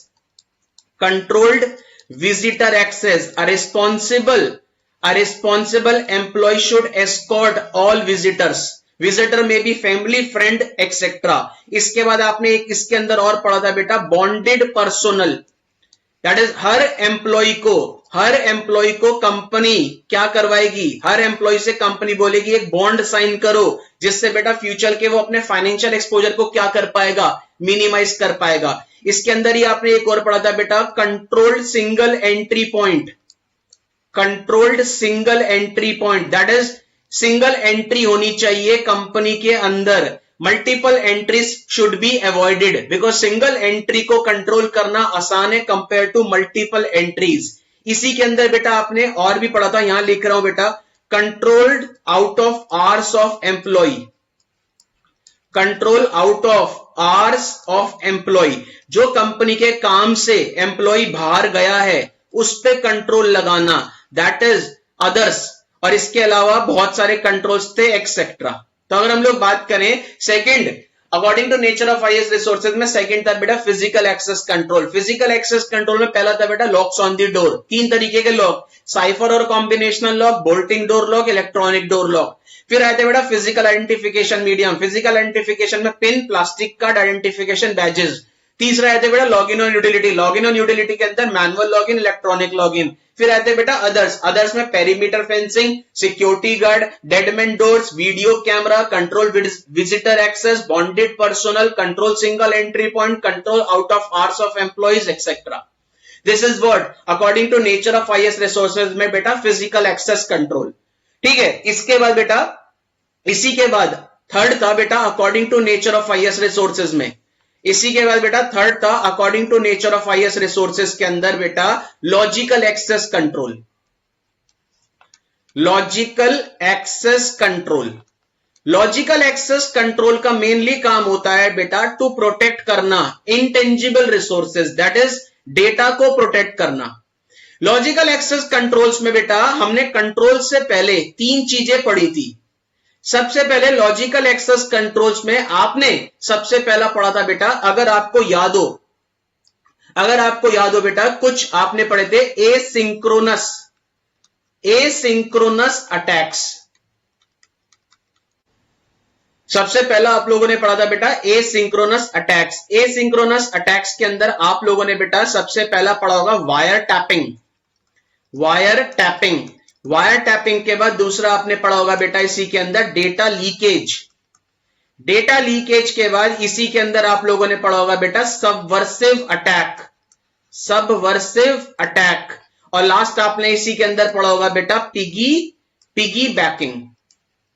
ठीक है, लॉजिकल एक्सेस कंट्रोल्स में कंट्रोल से पहले आप लोगों ने बेटा एसिंक्रोनस अटैक्स पढ़े थे।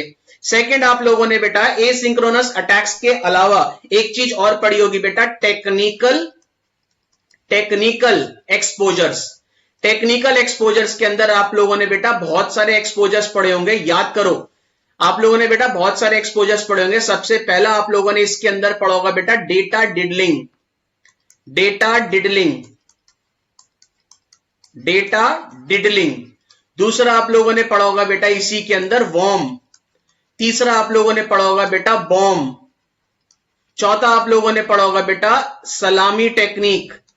पांचवा पढ़ा होगा बेटा इसके अंदर rounding down, rounding down. Next इसी के अंदर आप लोगों ने पढ़ा होगा बेटा एक ट्रैप डोर। नेक्स्ट इसी के अंदर बेटा आप लोगों ने पढ़ा होगा बेटा स्पूफिंग। दैट इज आप लोगों ने लॉजिकल एक्सेस कंट्रोल से पहले एसिंक्रोनस अटैक पढ़े होंगे, टेक्निकल एक्सपोजर्स पढ़े होंगे, और इसी के अलावा बेटा आपने एक चीज तीसरी चीज और पढ़ी होगी इसके अंदर logical access violators. Logical access violators, logical access violators के अंदर आप लोगों ने पढ़ा होगा बेटा क्रैकर। दूसरा आप लोगों ने पढ़ा होगा बेटा हैकर। तीसरा आप लोगों ने पढ़ा होगा बेटा आईएस पर्सोनल। नेक्स्ट आप लोगों ने पढ़ा होगा बेटा एंड यूजर। और इसके अलावा बेटा आप लोगों ने एक और पढ़ा होगा कॉम्पिटिटर। इसके बाद आपने लास्ट में पढ़े होंगे बेटा logical access controls. Logical access controls, logical access controls में बेटा 5 कैटेगरी के कंट्रोल पढ़े होंगे आप लोगों ने।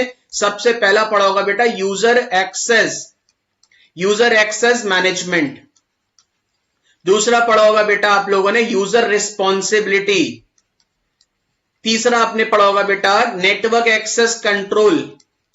चौथा पढ़ा होगा बेटा आपने ऑपरेटिंग सिस्टम एक्सेस कंट्रोल। और पांचवा पढ़ा होगा बेटा आपने एप्लीकेशन एक्सेस कंट्रोल। तो अगर हम लोग बात करें logical access control is most wider topic है compare to physical access control और environmental control, because logical access controls में कंट्रोल से पहले आप लोगों को बेटा 3 चीजें पढ़नी है। One is asynchronous attack, one is technical exposure, one is logical access violators. फिर आएंगे बेटा लॉजिकल एक्सेस कंट्रोल्स पे। हाँ जी बेटा, अगर हम लोग बात करें जो लॉजिकल एक्सेस कंट्रोल्स है, लॉजिकल एक्सेस कंट्रोल्स के अंदर सबसे पहले हम लोग देखते हैं बेटा एसिंक्रोनस अटैक्स। अगर मैं बात करूं बेटा asynchronous attacks, logical access controls के अंदर हमें कंट्रोल से पहले बेटा 3 चीजें पढ़नी है, जिसमें से सबसे पहला पढ़ना है बेटा एसिंक्रोनस अटैक्स। याद रखिएगा बेटा, एसिंक्रोनस अटैक वो अटैक होते हैं जो टेलीकम्युनिकेशन चैनल पे आएंगे। Sir what is the meaning of telecommunication channel? Asynchronous attack आते हैं बेटा टेलीकम्युनिकेशन चैनल पे। टेलीकम्युनिकेशन चैनल का मतलब होता है बेटा नेटवर्क पे जो अटैक आते हैं, उन अटैक को हम लोग बोलते हैं बेटा एसिंक्रोनस अटैक, जिसके अंदर बेटा सबसे पहला आता है that is wire tapping. Wire tapping का सिंपल सा मतलब है, एक पर्सन है ए, एक पर्सन है बेटा ए, ये ए पर्सन नेटवर्क के थ्रू बी को कोई कॉन्फिडेंशियल डेटा भेज रहा है, ठीक है। किसी third person that is C person ने बेटा नेटवर्क को हैक किया और इस ए ने जो बी को डेटा भेजा था, जस्ट उस डेटा को बेटा क्या करा, रीड किया या जस्ट बेटा उस डेटा को सिर्फ देख रहा है बैठ के। इसका मतलब बेटा जस्ट स्पाइंग मतलब जासूसी कर रहा है, इसको बोलते हैं वायर टैपिंग। वायर टैपिंग का मतलब है बेटा, अगर मैं कोई नेटवर्क के थ्रू डेटा किसी बी को पर्सन को भेज रहा हूं, ठीक है, सी पर्सन ने नेटवर्क को हैक किया और जस्ट डेटा को देख रहा है, इसको बोलते हैं बेटा wire tapping. Wire tapping involves spying of data being transmitted over telecommunication channel, ठीक है बेटा। वायर टैपिंग के बाद दूसरा आता है जिसको बोलते हैं बेटा डेटा लीकेज। डेटा लीकेज का मतलब होता है बेटा, अगर ए पर्सन नेटवर्क के थ्रू बी को कोई कॉन्फिडेंशियल डेटा भेज रहा है, नेटवर्क को किसी सी पर्सन ने हैक किया और उस सी पर्सन ने उस डेटा को क्या कर लिया बेटा, कॉपी कर लिया, इसको बोलेंगे बेटा डेटा लीकेज।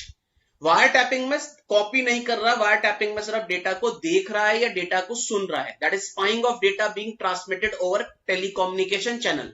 डेटा लीकेज में बेटा क्या हो रहा है, डेटा लीकेज में कॉपिंग of data, that is copy करना डेटा को, डेटा लीकेज कहलाता है। इसके बाद बेटा तीसरा आता है एसिंक्रोनस अटैक में, जिसको बोलते हैं बेटा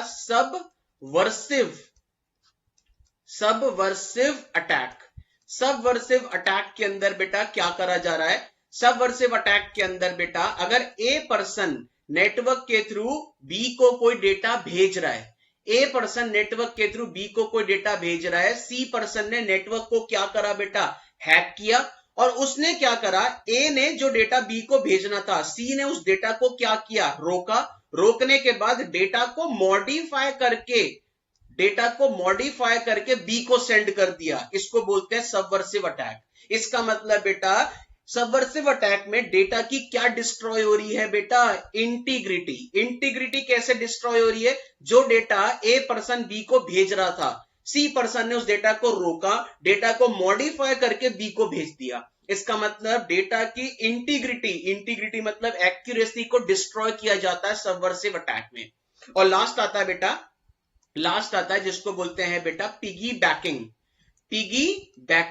पिगी बैकिंग का मतलब क्या होता है, piggybacking is a process या piggybacking is an act when an unauthorised person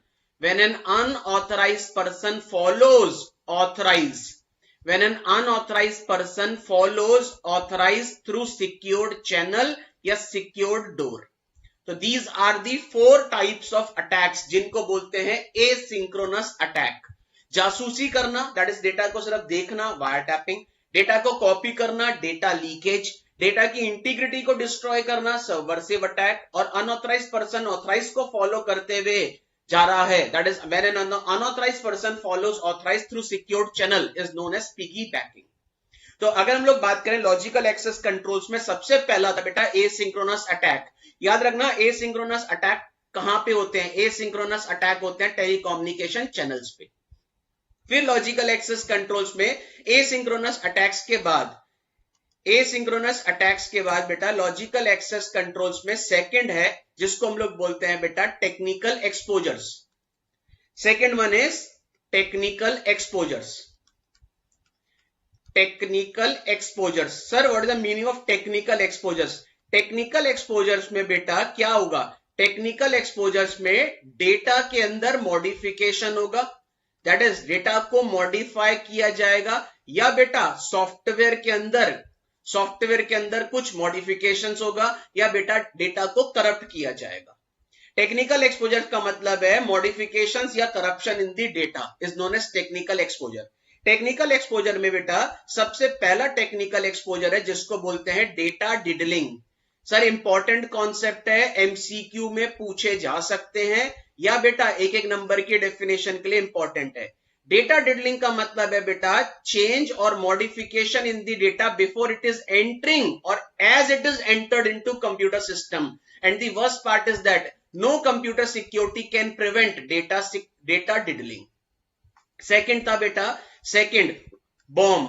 bomb का मतलब है, बॉम्ब एक तरीके का बेटा क्या होता है, वायरस होता है, लेकिन बॉम्ब की definition, bomb is a bad piece of code या malicious piece of code planted by supplier. Supplier मतलब जिसने बनाया है, जिसने बनाया, प्रोग्रामर ही बनाएगा, जिसको यहां क्या बोल रहे हैं, supplier. Bomb is a bad और malicious piece of code planted by supplier. दो तरीके के बॉम्ब होते हैं, अगर आपको याद हो, वन इज टाइम बॉम्ब जो एक्सप्लोड होगा टाइम के according, one is logic bomb जो एक्सप्लोड होगा बेटा इवेंट के अकॉर्डिंग। तीसरा आप लोगों ने पढ़ा था बेटा वॉर्म। वॉर्म कभी भी डेटा को डैमेज नहीं करता। वॉर्म अपनी मल्टीपल क्या बनाता है बेटा, कॉपीज बनाता है, किसके अंदर बेटा, आइडल मेमोरी में, so that memory is exhausted.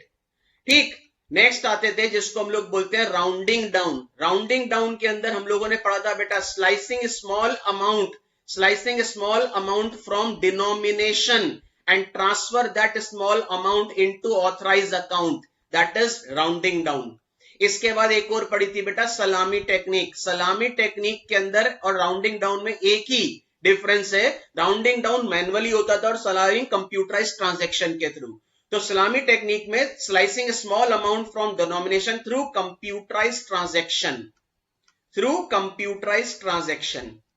फिर इसके बाद बेटा एक हम लोगों ने और पढ़ा था, अगर आपको याद हो, Christmas tree is simply a type of a virus, और इस वायरस का नाम है बेटा ट्रोजन, जिसको सबसे पहले डिटेक्ट किया था बेटा कौन सी कंपनी ने, आईबीएम कंपनी ने।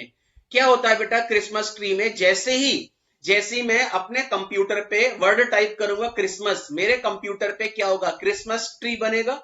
इसके साथ साथ मेरे कंप्यूटर से जितने कंप्यूटर कनेक्टेड होंगे उन सब पे भी सिमिलर आउटपुट आएगा, जिसकी वजह से बेटा एम्प्लॉइज का हाफ फिनिश वर्क सेव नहीं हो पाएगा। हाफ फिनिश वर्क क्या नहीं होगा बेटा, सेव नहीं हो पाएगा।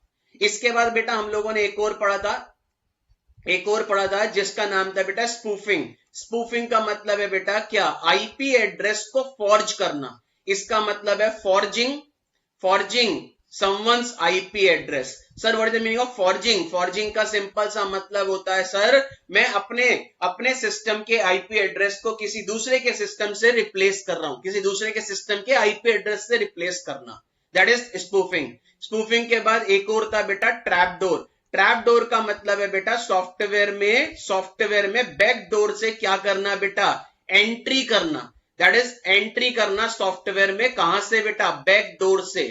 ठीक है, इसको बोलते हैं बेटा ट्रैप डोर। तो these are some technical exposures. तो लॉजिकल एक्सेस कंट्रोल्स में सबसे पहला आपने पढ़ा बेटा एसिंक्रोनस अटैक, जो टेलीकम्युनिकेशन चैनल पे आते हैं। फिर आपने पढ़ा बेटा टेक्निकल एक्सपोजर, जिन एक्सपोजर्स के थ्रू डेटा को मॉडिफाई किया जाएगा या डेटा को करप्ट किया जाएगा, या बेटा कहीं ना कहीं सॉफ्टवेयर को करप्ट किया जाएगा। ठीक है बेटा, जिसमें आप लोगों ने बेटा 8 तरीके के टेक्निकल एक्सपोजर पढ़े। अब इसके बाद लॉजिकल एक्सेस कंट्रोल में बेटा इसी के बाद आप लोगों ने एक कॉन्सेप्ट और था, that is logical access violators. Logical access violator का मतलब है ये कौन से पर्सन हैं जो एसिंक्रोनस अटैक या टेक्निकल एक्सपोजर परफॉर्म करेंगे। कंट्रोल्स को बोलते हैं लॉजिकल एक्सेस कंट्रोल्स, और लॉजिकल एक्सेस कंट्रोल्स का मेन काम होता है बेटा आपके इनटेंजिबल रिसोर्सेस को प्रोटेक्ट करना, दैट इज डेटा को प्रोटेक्ट करना, जिसमें सर सबसे पहला कंट्रोल है यूजर एक्सेस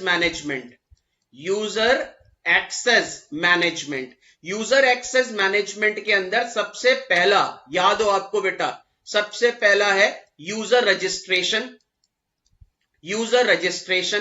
दूसरा बेटा प्रिविलेज प्रिविलेज मैनेजमेंट, तीसरा बेटा पासवर्ड, तीसरा बेटा password, and last one is review of privilege. That is सबसे पहला कंट्रोल था user access management. User access management के अंदर सबसे पहला है बेटा यूजर रजिस्ट्रेशन। यूजर को रजिस्ट्रेशन कराना पड़ेगा, रजिस्ट्रेशन कराते ही उसको प्रिविलेज मिलेगा, पासवर्ड एंटर करने के बाद ही डेटा एक्सेस कर पाएगा, और टाइम टू टाइम जैसे ही यूजर का रोल रिस्पॉन्सिबिलिटी, दैट इज जैसे यूजर का रोल चेंज होगा उसका प्रिविलेज भी चेंज होगा, that is review of privilege. इसके बाद बेटा दूसरा आपने पढ़ा था इसी के अंदर यूजर रिस्पॉन्सिबिलिटीज। यूजर रिस्पॉन्सिबिलिटी के अंदर बेटा दो ही रिस्पॉन्सिबिलिटी है यूजर की। सबसे पहली रिस्पॉन्सिबिलिटी अगर आपको याद हो बेटा पासवर्ड यूज का मतलब अपने पासवर्ड को कॉन्फिडेंशियल रखो, किसी के साथ शेयर मत करो। और दूसरा बेटा अनअटेंडेड इक्विपमेंट। इसका मतलब बेटा जो भी इक्विपमेंट यूजर की रिस्पॉन्सिबिलिटी में है उसको कभी भी लेफ्ट अनप्रोटेक्टेड छोड़ के ना जाए user. That is do not left any equipment under user responsibility unprotected. तो पहला यूजर एक्सेस मैनेजमेंट जिसमें user registration, privilege management, password and review of privilege. दूसरा बेटा यूजर रिस्पॉन्सिबिलिटी जिसमें दो, पासवर्ड यूज, अनअटेंडेड इक्विपमेंट। अगर हम लोग बात करें तीसरा बेटा नेटवर्क एक्सेस कंट्रोल। तीसरा बेटा network access control. Network access controls के अंदर बेटा पहला याद हो firewall is a device that forms a barrier between internet and intranet. Only authorised person is allowed to access, unauthorised is deny. दूसरा बेटा फायरवॉल के बाद encryption. Encryption is the process of converting plain text into cipher text that is meaningless to unauthorized person. तीसरा बेटा अगर याद हो callback device. Callback device का मतलब है when client request the server accept user ID and password and disconnect the connection. After that user ID और password is match। अगर user ID और password match हो गया तो कॉलबैक डिवाइस वापस कनेक्शन क्या करेगी, रीस्टैब्लिश। इसके बाद फोर्थ पढ़ा था बेटा पॉलिसी ऑन नेटवर्क यूज। हर ऑर्गेनाइजेशन में दो तरीके के नेटवर्क होंगे ही होंगे, one is internet, one is intranet. Confidential data या within the organization data intranet के थ्रू जाएगा, outside the data outside the organization internet के थ्रू। इसके बाद नेक्स्ट आपने पढ़ा था बेटा सेग्रीगेशन ऑफ नेटवर्क का मतलब ही था बेटा कि इंटरनल डेटा कम्युनिकेशन होगा इंट्रानेट के थ्रू, एक्सटर्नल डेटा कम्युनिकेशन होगा बेटा इंटरनेट के थ्रू। तो these are some control, that is network access control. तो अगर लॉजिकल एक्सेस कंट्रोल की बात करूं, लॉजिकल एक्सेस कंट्रोल के अंदर आपने पहला देखा user access management. User access management में आपने सबसे पहला देखा यूजर रजिस्ट्रेशन, दूसरा आपने देखा बेटा पासवर्ड, तीसरा आपने देखा बेटा प्रिविलेज, चौथा आपने देखा रिव्यू ऑफ प्रिविलेज।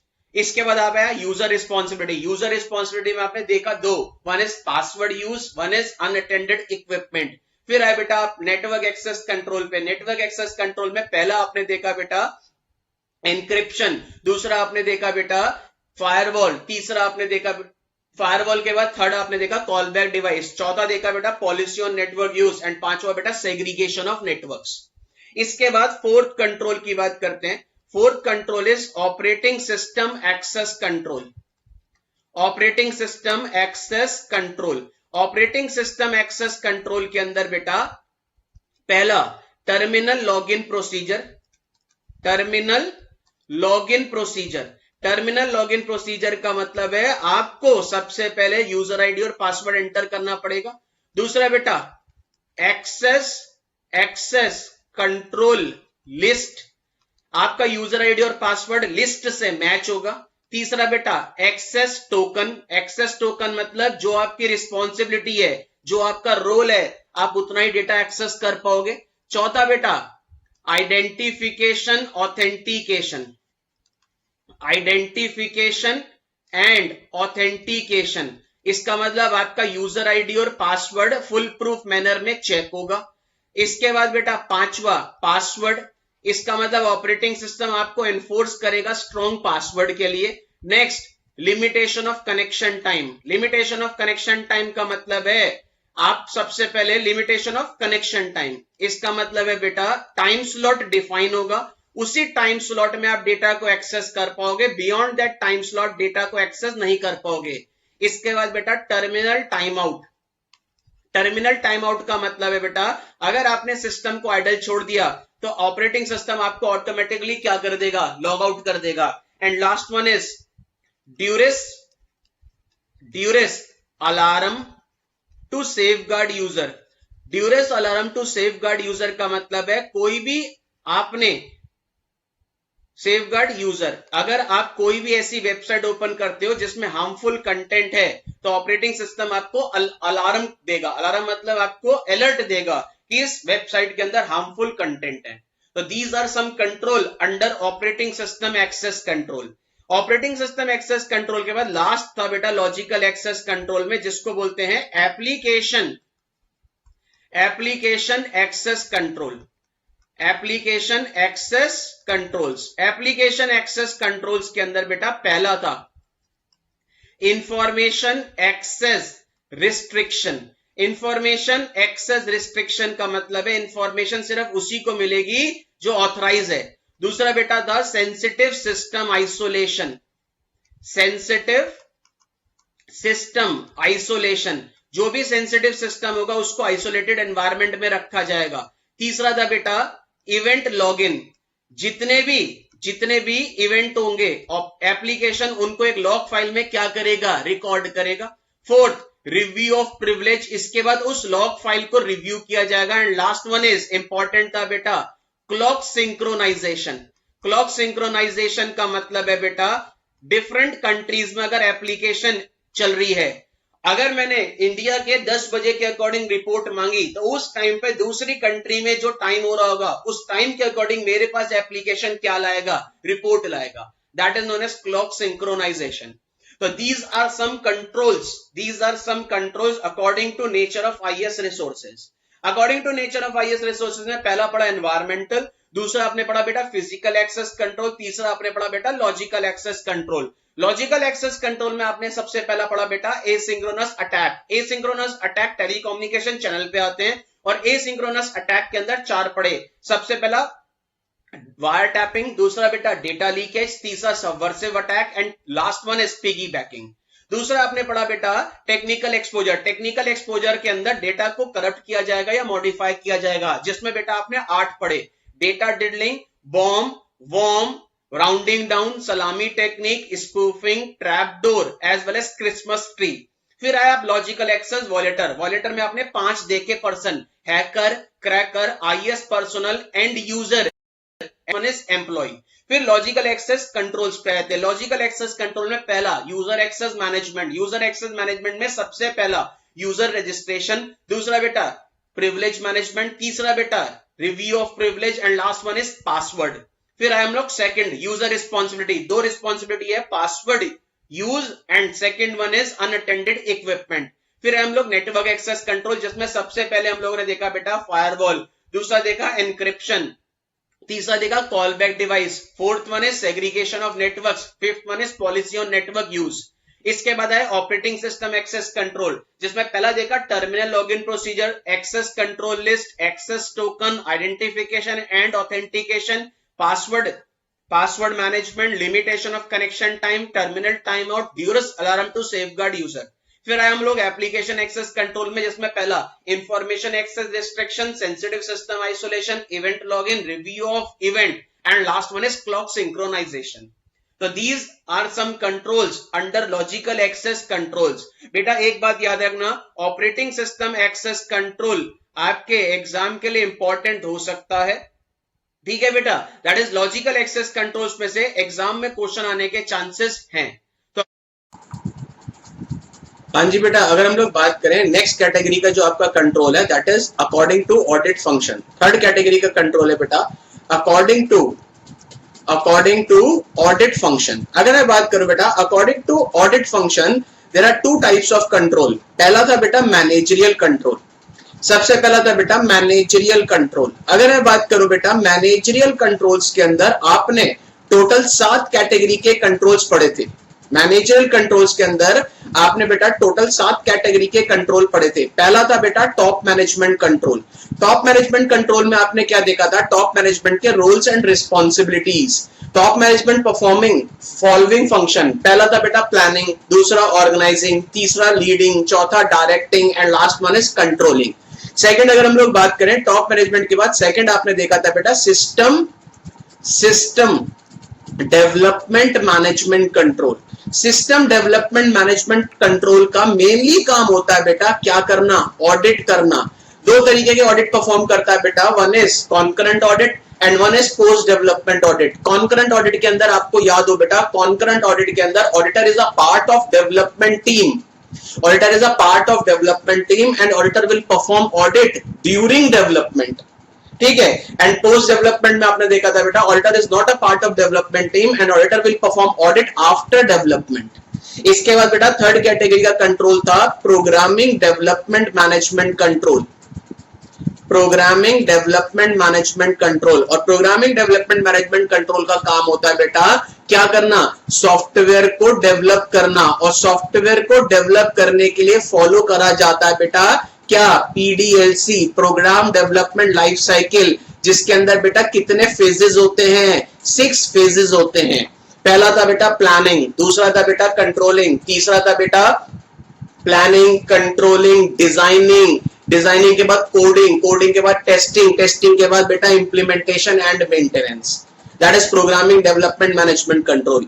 इसके बाद फोर्थ कैटेगरी का आपने कंट्रोल देखा था, that is security administration control. That is security administration management control. Security administration का काम होता है बेटा थ्रेट्स को ढूंढना, और थ्रेट्स को ढूंढने के बाद उन थ्रेट्स को मिनिमाइज करने के लिए कंट्रोल्स को इंप्लीमेंट करना।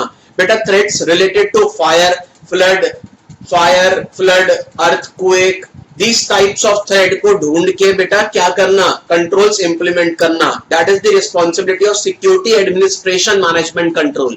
सिक्योरिटी एडमिनिस्ट्रेशन के बाद नेक्स्ट आप लोगों ने देखा था बेटा, याद करो, database administration. That is database administration management control. Database administration management control का काम है कंपनी के डेटा को कौन एक्सेस कर पाए, ओनली ऑथराइज यूजर ही एक्सेस कर पाए, ऑथराइज यूजर ही मॉडिफाई कर पाए, मॉडिफाई मतलब चेंजेस कर पाए। ये रोल रिस्पॉन्सिबिलिटी किसकी होती है बेटा, डेटा एडमिनिस्ट्रेशन मैनेजमेंट कंट्रोल की। डेटा एडमिनिस्ट्रेशन मैनेजमेंट कंट्रोल के बाद आपने एक और देखा था, that is operational management control.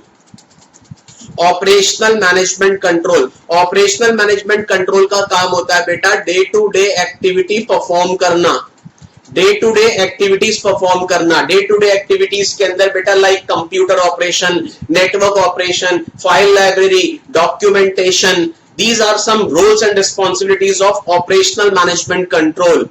अगर मैं बात करूं बेटा अकॉर्डिंग टू ऑडिट फंक्शन, आपने पहला पढ़ा टॉप मैनेजमेंट कंट्रोल, दूसरा पढ़ा सिस्टम डेवलपमेंट मैनेजमेंट कंट्रोल, तीसरा पढ़ा बेटा प्रोग्रामिंग मैनेजमेंट कंट्रोल, चौथा पढ़ा बेटा सिक्योरिटी एडमिनिस्ट्रेशन मैनेजमेंट कंट्रोल, पांचवा पढ़ा बेटा data administration management control, sixth one is operational management control and last one is बेटा क्वालिटी एडमिनिस्ट्रेशन मैनेजमेंट कंट्रोल। अगर मैं बात करूं क्वालिटी वाले का काम है जो भी प्रोग्रामिंग वाले ने सॉफ्टवेयर डेवलप किया है वो अकॉर्डिंग टू स्टैंडर्ड बनाया है या नहीं बनाया, इस चीज को चेक करना।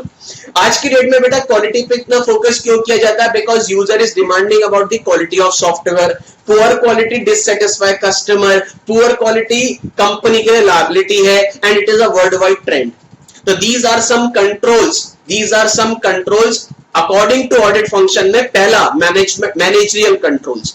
मैनेजरियल कंट्रोल्स में बेटा टोटल कितने कैटेगरी के कंट्रोल्स थे बेटा, 7 कैटेगरी के control. Top management, system development management, programming management, security administration, database administration, operational management and quality administration control. इसके बाद ही बेटा अकॉर्डिंग टू ऑडिट फंक्शन में सेकेंड एंड लास्ट कैटेगरी का कंट्रोल था बेटा application control. Second and last category का control था बेटा एप्लीकेशन कंट्रोल्स। आपने एप्लीकेशन कंट्रोल्स के अंदर सबसे पहला अगर कंट्रोल देखा हो बेटा, एप्लीकेशन कंट्रोल्स के अंदर सबसे पहला कंट्रोल अगर आपको याद हो बेटा, बाउंड्री कंट्रोल। बाउंड्री कंट्रोल के अंदर आप लोगों ने बेटा बहुत सारे कंट्रोल्स देखे होंगे। सबसे पहला देखा होगा बेटा cryptography, cryptography simply an encryption, ठीक है। दूसरा बेटा आईडी कार्ड, तीसरा बेटा पिन, चौथा बेटा बायोमेट्रिक, पांचवा बेटा पासवर्ड, ठीक है। बाउंड्री कंट्रोल के बाद सेकंड कैटेगरी का कंट्रोल आप लोगों ने देखा होगा बेटा इनपुट कंट्रोल्स। इनपुट कंट्रोल्स के अंदर आप लोगों ने सबसे पहला देखा होगा बेटा सोर्स डॉक्यूमेंट कंट्रोल, दूसरा देखा होगा बेटा डेटा कोडिंग एरर्स, तीसरा देखा होगा बेटा डेटा कोडिंग एरर्स के बाद आपने वैलिडेशन कंट्रोल्स। इनपुट कंट्रोल्स के बाद थर्ड कैटेगरी का कंट्रोल जो आप लोगों ने देखा होगा that is processing control. Processing control के अंदर आप लोगों ने सबसे पहला देखा होगा प्रोसेसर कंट्रोल। प्रोसेसर कंट्रोल के बाद दूसरा देखा होगा बेटा रन टू रन टोटल, तीसरा बेटा फील्ड इनिशियलाइजेशन, चौथा बेटा एडिट चेक एंड पांचवा बेटा कहीं ना कहीं एक्सेप्शन रिपोर्ट। फोर्थ कैटेगरी का कंट्रोल प्रोसेसिंग के बाद आप लोगों ने देखा होगा बेटा कम्युनिकेशन कंट्रोल। कम्युनिकेशन कंट्रोल्स के अंदर आप लोगों ने बेटा सबसे पहला देखा होगा, कम्युनिकेशन कंट्रोल्स के अंदर आपने पहला देखा होगा बेटा टोपोलॉजिकल कंट्रोल, दूसरा देखा होगा बेटा फ्लो कंट्रोल, तीसरा देखा होगा बेटा कहीं ना कहीं आप लोगों ने channel access control. These are some controls under communication control. Communication control के बाद फिफ्थ आप लोगों ने देखा होगा बेटा डेटाबेस कंट्रोल। डेटाबेस कंट्रोल के अंदर आप लोगों ने सिर्फ दो ही कंट्रोल देखे होंगे, one is report control and one is update control. And last आप लोगों ने डेटाबेस के बाद लास्ट जो कैटेगरी का कंट्रोल आपने देखा होगा that is output control. Output control के अंदर आप लोगों ने सबसे पहला देखा होगा बेटा storage of sensitive and critical forms, दूसरा बेटा आप लोगों ने देखा होगा स्पूलिंग, तीसरा आपने देखा होगा बेटा रिटेंशन कंट्रोल, चौथा आपने देखा होगा बेटा बैकअप कंट्रोल। तो these are some different categories of controls जो आप लोगों ने पढ़े थे। अगर मैं जल्दी से रिकॉल करूं बेटा, कंट्रोल्स के अंदर सबसे पहला पढ़ा बेटा आप लोगों ने controls according to objective. According to objective आपने बेटा तीन कैटेगरी के कंट्रोल पढ़े, preventive, detective, corrective.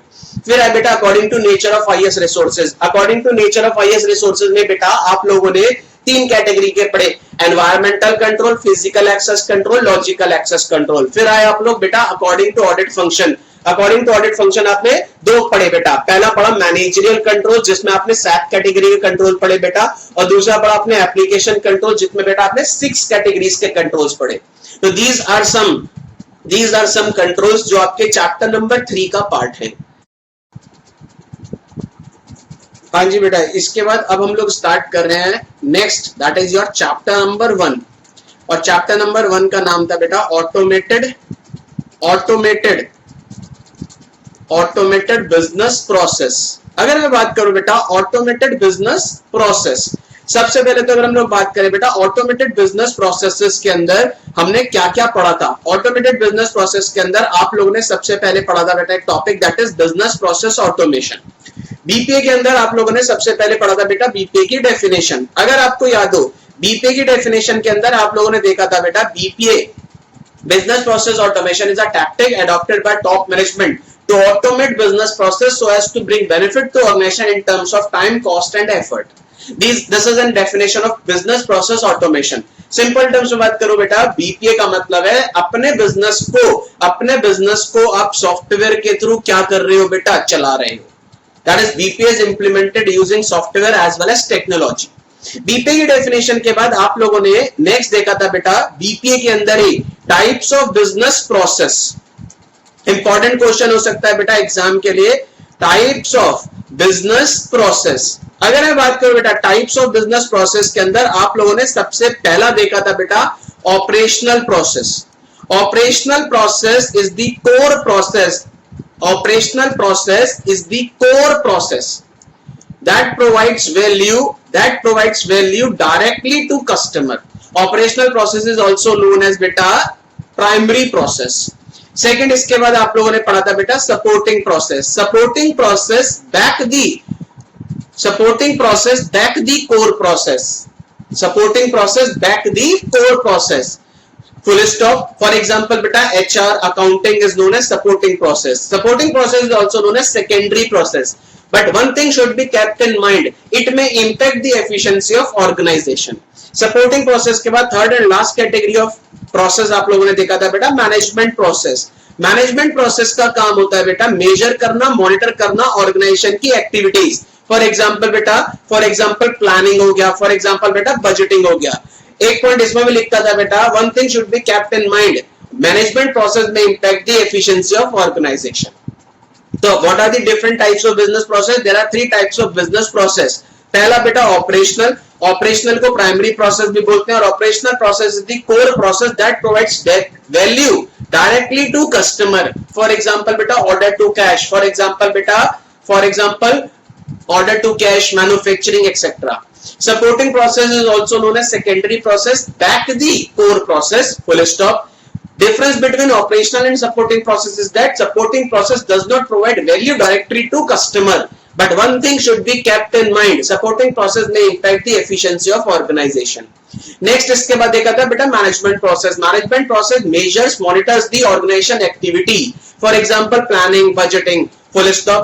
The difference between management and operational process is that management process does not provide value directly to customer, but one thing should be kept in mind, management process may impact the efficiency of organization.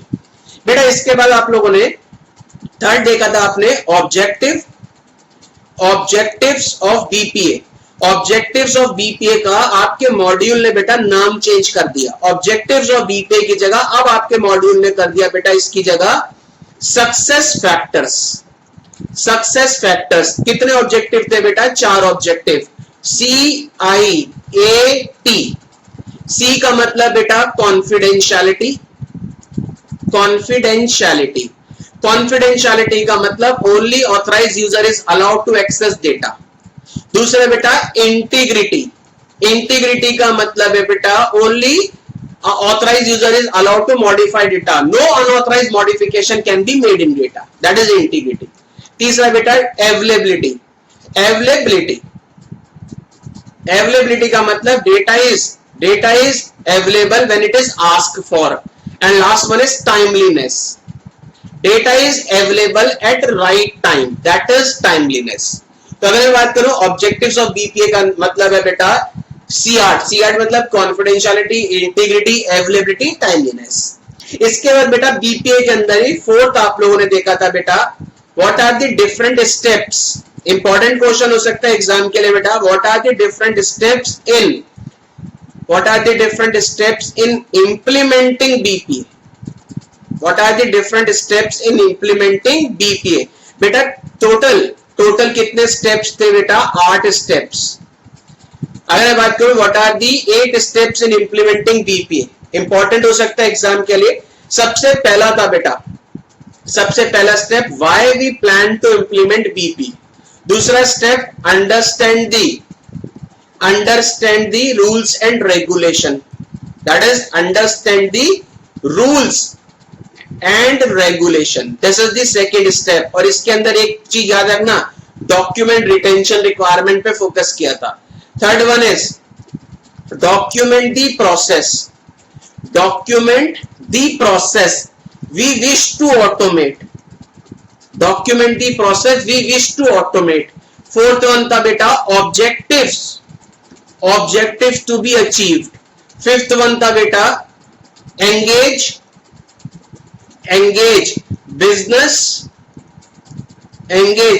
business process consultant. और कैसे consultant को engage करोगे? जिसके पास बेटा experience होगा। Next one बेटा consultant को बोलोगे क्या? Next one is calculate ROI, return on investment. इसके बाद बेटा रिटर्न ऑन इन्वेस्टमेंट के बाद क्या होगा बेटा? डेवलप बीपीए, और डेवलप बीपीए के बाद क्या होगा बेटा? Testing of BPA. तो these are the 8 steps in implementing BPA. पहले स्टेप के अंदर हम अपने बिजनेस को ऑटोमेट क्यों करवाएं? क्योंकि हमारे मैनुअल बिजनेस में हमें बहुत सारी क्या फेस करनी पड़ रही है बेटा? प्रॉब्लम्स फेस करनी पड़ रही है। दूसरा बेटा ऑटोमेट करवाने से पहले बेटा understand the rules and regulation. तीसरा बेटा जिस बिजनेस के प्रोसेस को ऑटोमेट करवा रहा हूं उसको बेटा मैं क्या करूंगा? डॉक्यूमेंट करूंगा। डॉक्यूमेंट से क्या फायदा होगा बेटा?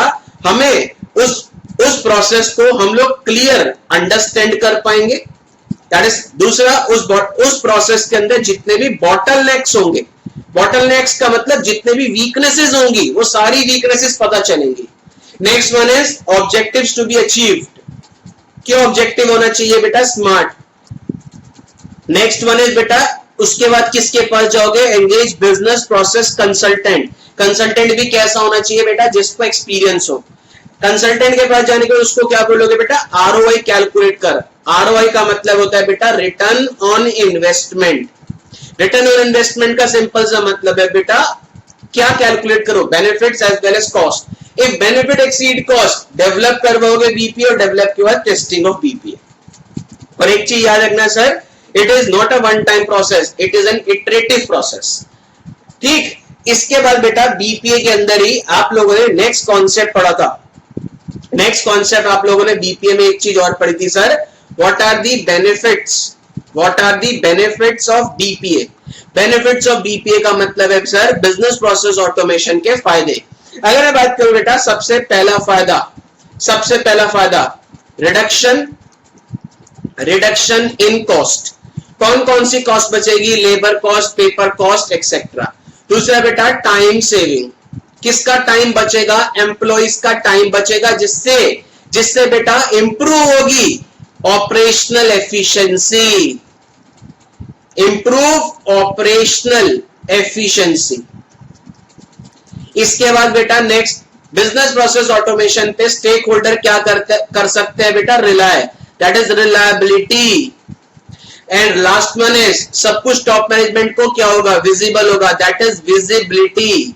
और इनपुट से लेकर आउटपुट तक का क्या बचेगा बेटा? Time, that is reduce turn around time, turn around time. तो these are some benefits of BPA. Benefits के बाद एक चीज और पढ़ी थी बेटा आप लोगों ने, risk associated with business process automation. याद रखना सर, बीपीए के रिस्क पूछ रहा है, risk associated with business process automation, जिसके अंदर सबसे पहला देखा था बेटा अगर डेटा ही गलत है तो बेटा वो गलत डेटा क्या होगा? इनपुट होगा। गलत डेटा जब इनपुट होगा तो बेटा गलत डेटा पे प्रोसेसिंग होगी। गलत डेटा पे जब प्रोसेसिंग होगी तो बेटा क्या जनरेट होगा? गलत आउटपुट जनरेट होगा। गलत आउटपुट जनरेट होने के बाद गलत आउटपुट ही क्या होगा बेटा? कम्युनिकेट होगा, जिसकी वजह से बेटा डिसीजन गलत होगा। और लास्ट वन, अगर हमने डेटा का क्या नहीं लिया? बैकअप नहीं लिया, तो हमारा डेटा लॉस्ट होगा, जिससे business comes to standstill, जिसको बोलते हैं बेटा इंफ्रास्ट्रक्चर। तो what are the different risk in BPA? मैं यहाँ पे क्वेश्चन क्या बोल रहा हूँ, what are the different risk in business process automation? पहला रिस्क बेटा डेटा। दूसरा बेटा डेटा का मतलब डेटा इज इनकरेक्ट। दूसरा है इनपुट इज इनकरेक्ट। तीसरा बेटा प्रोसेसिंग क्या हुई है? प्रोसेसिंग गलत डेटा पे हुई है, ठीक है, जिसकी वजह से output is incorrect output communicate हुआ, जिसकी वजह से डिसीजन रॉन्ग हुआ। And last one is infrastructure मतलब अगर डेटा का क्या नहीं लिया बेटा? बैकअप नहीं लिया। तो डेटा का जब बैकअप नहीं लेंगे और in case of any disaster हमारा डेटा लॉस्ट हो गया तो हमारा business comes to standstill. तो अगर हम लोग बात करें चैप्टर नंबर 1 के अंदर बेटा ऑटोमेटेड बिजनेस प्रोसेस में सबसे पहला कॉन्सेप्ट आप लोगों ने पढ़ा था बेटा बीपीए का मतलब है बिजनेस प्रोसेस ऑटोमेशन, जिसमें आप लोगों ने सबसे पहला पढ़ा था बेटा डेफिनेशन ऑफ बीपीए। दूसरा बेटा आपने पढ़ा टाइप्स ऑफ बिजनेस प्रोसेस। तीसरा ऑब्जेक्टिव्स ऑफ बीपीए या सक्सेस फैक्टर। चौथा पढ़ा बेटा स्टेप्स इन इंप्लीमेंटिंग बीपीए। याद रखना सारे steps in implementing BPA exam के लिए इंपॉर्टेंट कॉन्सेप्ट है।